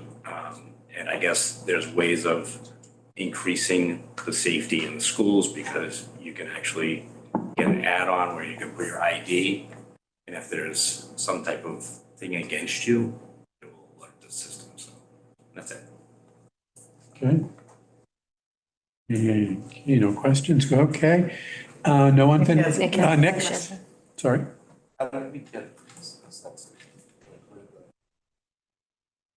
Andrew? No, we're piloting them. They're free. Right now, they're free. So there was a recommendation from our safety audit around getting vape sensors that they're really reliable. And when kids congregate, that's when sort of you might be more likely to have concerning activities regarding threats. And the other thing is that the company really promotes these as preventative measures and being really clear to the students, we are putting these in, they are here, so that students aren't vaping in our buildings. So we thought we would like to try it just to see, what success we have and if it's something we want to move forward with. Sure. What exactly would happen? If one of them gets broken in a bathroom, I mean, we would have to take it down and, Is there any cost to having to? oh, once we own our own, of course, sure, there would be. And even what we're loaning, there would be. So I would imagine we would put that cost onto the student who was responsible for that. Okay, anything else? Just a quick follow-up on the safety audit. Was going to happen this month, but there was a lot of information this month. Next month, there'll be a synopsis, a review, an overview of the safety audit that will come to the school committee. So we are aware that was in a summary kind of form for us, but tonight was not in the best time to do it. Ad hoc school district configuration? Okay. But I was wondering if, whether it's our subcommittee or not, probably we need to start looking at the leases. Yeah. It's something to think about. We don't need to decide tonight, but that's probably going to take a lot of time too, because they're all boilerplate. They were Exactly. 25 years ago, a number of things I think that need to be addressed. Yeah, we'll get that addressed. And each school may need its own specific elements to address. So something to think about. We're going to have to work on that. We're going to soon, need so. to do the regional agreement too, almost at the same time. Well, So, that's another thing. It's been 10 years, right? Yeah. And 25 years on the leases coming up. Right. So, yeah. 25-year leases, so. And it's 14 years, you're right, 2014 was, yeah, so. So we gotta, we'll work on that. Aaron, first of all, there is no language in the regional agreement about when it would be open and reviewed. Correct, I know that. But there's many items in the regional agreement and the lease that are not the same. So to do one without the other, you're just going to end up down the road with having issues with not being able to put something into action because the other document goes against it. So it makes sense. Exactly. So we'll do that. True, but then, I'm not saying it's not true, but the leases will have to be done by a date certain so that we have these for our schools. Getting 5 towns together for a new regional agreement or a revised regional agreement, the timeline might be very amorphous. So that's just something to think about too. Correct. Okay. No unfinished business. Is there any public comment? Any school committee concerns? Dr. Allen? If you can believe, I was visiting with my friend Jerry Garapi. He was the one who convinced me to join the committee. But you know how he's in his 90s. He sent me, you all have this in your packet. And it's based on a newspaper article on the ROTC drill team. And the letter says to Lieutenant Friedel, "Hey Kathleen, wanted to congratulate you on your great success with the drill team. I'm an old Navy pilot from the mid-50s, and to see this kind of performance from your group was very pleasing to me. So good for the Navy and the club and community." Now, this is the kind of information, publicity, outreach we want. This is terrific. And I think it's Captain Granick wrote this. So anyway, I wanted to make sure that this sort of got in the record. And if anybody sees these meetings, it's there. And I think our recognition and congratulations to Lieutenant Friedel would be in order. Okay. Any other school committee concerns? Yes, Walter? circle back to the protocols that I didn't answer. I didn't ask this. Okay, if I ask it now? Sure. Okay, it was two. Talking about school committee members not talking to public bodies. Now, I go to a select board meeting, oftentimes they will ask me a question about something specific I'm not supposed to say, but I can't comment, I have to leave that to oftentimes I'll try to give a general answer that doesn't really mean anything. I'm just looking for guidance here. No, okay. Show me, tell me. Bullet 2 under how we communicate. What's that? Second bullet? In order to promote consistency of communication, only the school committee chair and or attendants shall have the authority to speak to the school committee, to other public bodies, the media, or individuals who reach out to the bodies as a whole, as a body as the whole. So no, you can still go, as we all can, go to our subcommittees and everything else. Nothing's changed on that. And town meetings, nothing's changed on that. That just more of as a statement, and as it was put out with other districts, is more of a honing in, that we're not all media or speaking here, there, and everywhere. It's condensed to really the chair, the vice chair, and the superintendent type thing. No, there is no handcuffs to us in this protocol. Okay, the second one was last bullet point on that, how we communicate. How circumstantially any member asks staff members for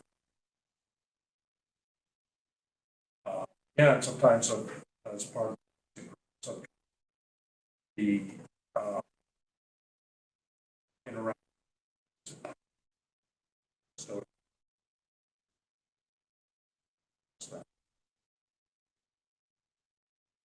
Yeah, again. Something I should not do? No, again, this was more, again, and Monday night, when the committee was looking at it too, they looked at the words "no circumstances." Help me, if anybody else wants me to comment. As staff members, that really is when we overstep our bounds. When we've had our trainings, the first training, the second training, yes, we're gonna have conversations with people. No, we're not tying the hands. This is, again, is more of a pipeline type kind of thing. You still have the right to talk. You're the chair of the grounds. You're going to have conversation with him, okay? But really what we don't have, what we really shouldn't do, is for us to go into the ranks and to be asking the custodians, all these kind of questions. Yes, the custodian can a maintenance, of course you can. Of course you can. But I'm saying, that's really what it is for us to keep ourselves in our lanes, in our training. But this kind of makes me feel like my hands are tied, I can't say anything. Oh, I don't know if others feel the same. I think it's very restrictive. I didn't interpret it. Yeah. And I think the other one about about the talking to town officials is very restrictive too. But you don't speak for the committee as a whole. That's what it really is. Yeah, We all go and speak, all of us do, but we don't go as the committee, because the committee of the whole is the one who do the speaking. Yeah, I just sent letters to Durant and Nothing says you can't do that. I'm speaking as a constituent, not a representative.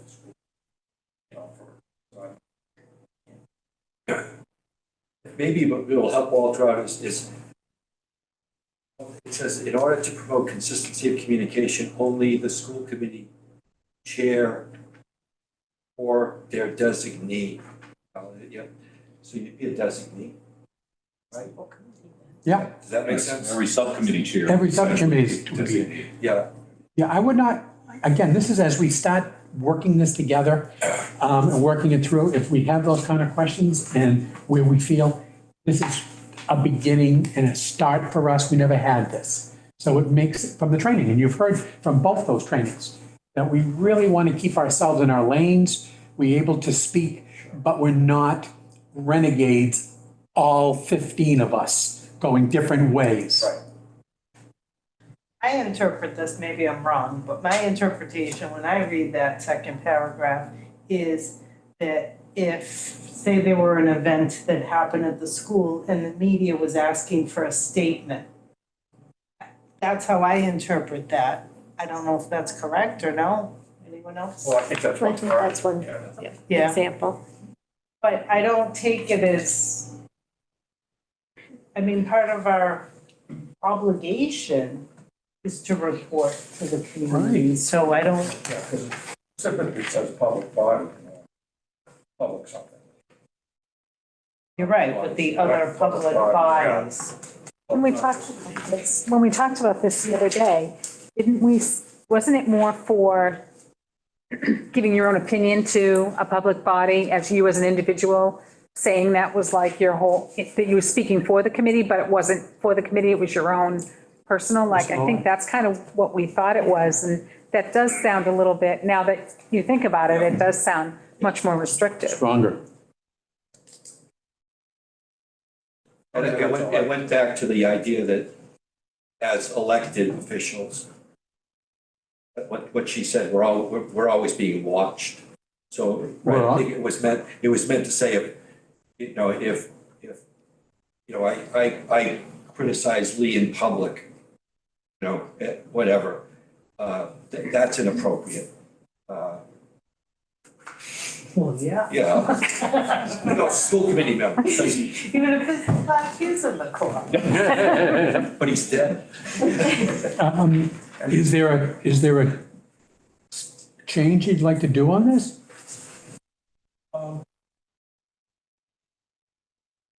So I guess that would be up to the.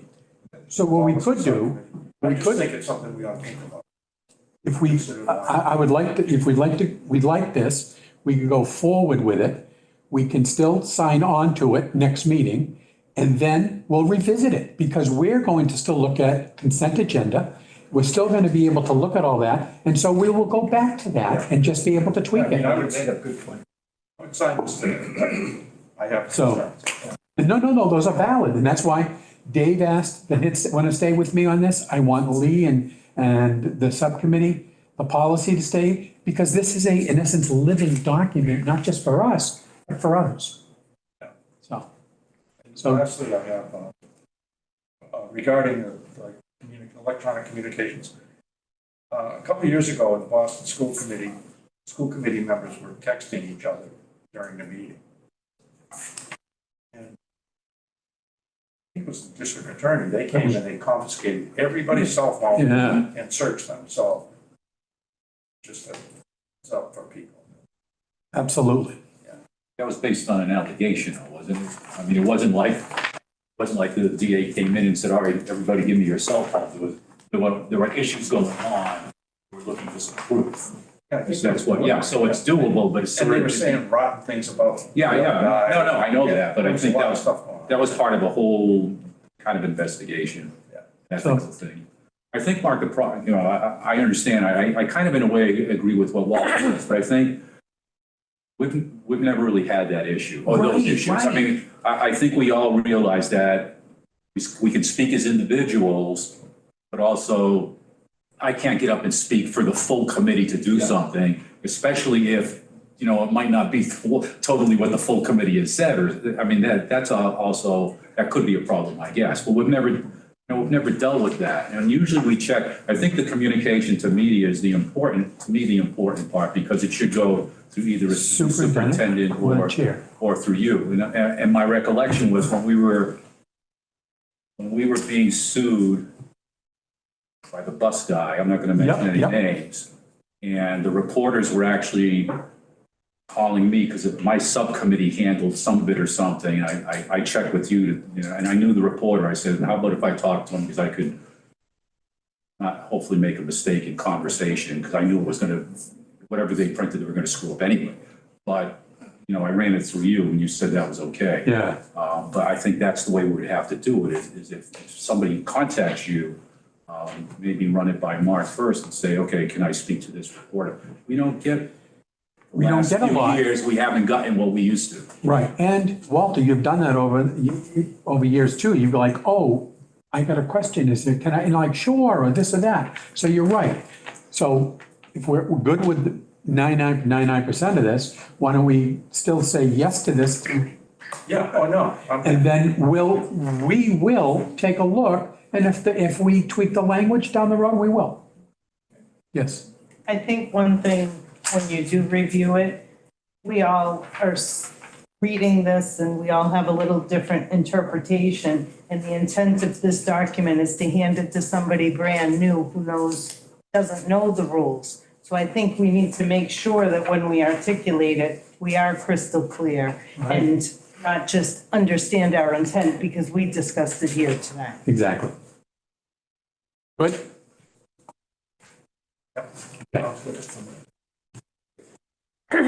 Anyone else? No, other school committee concerns?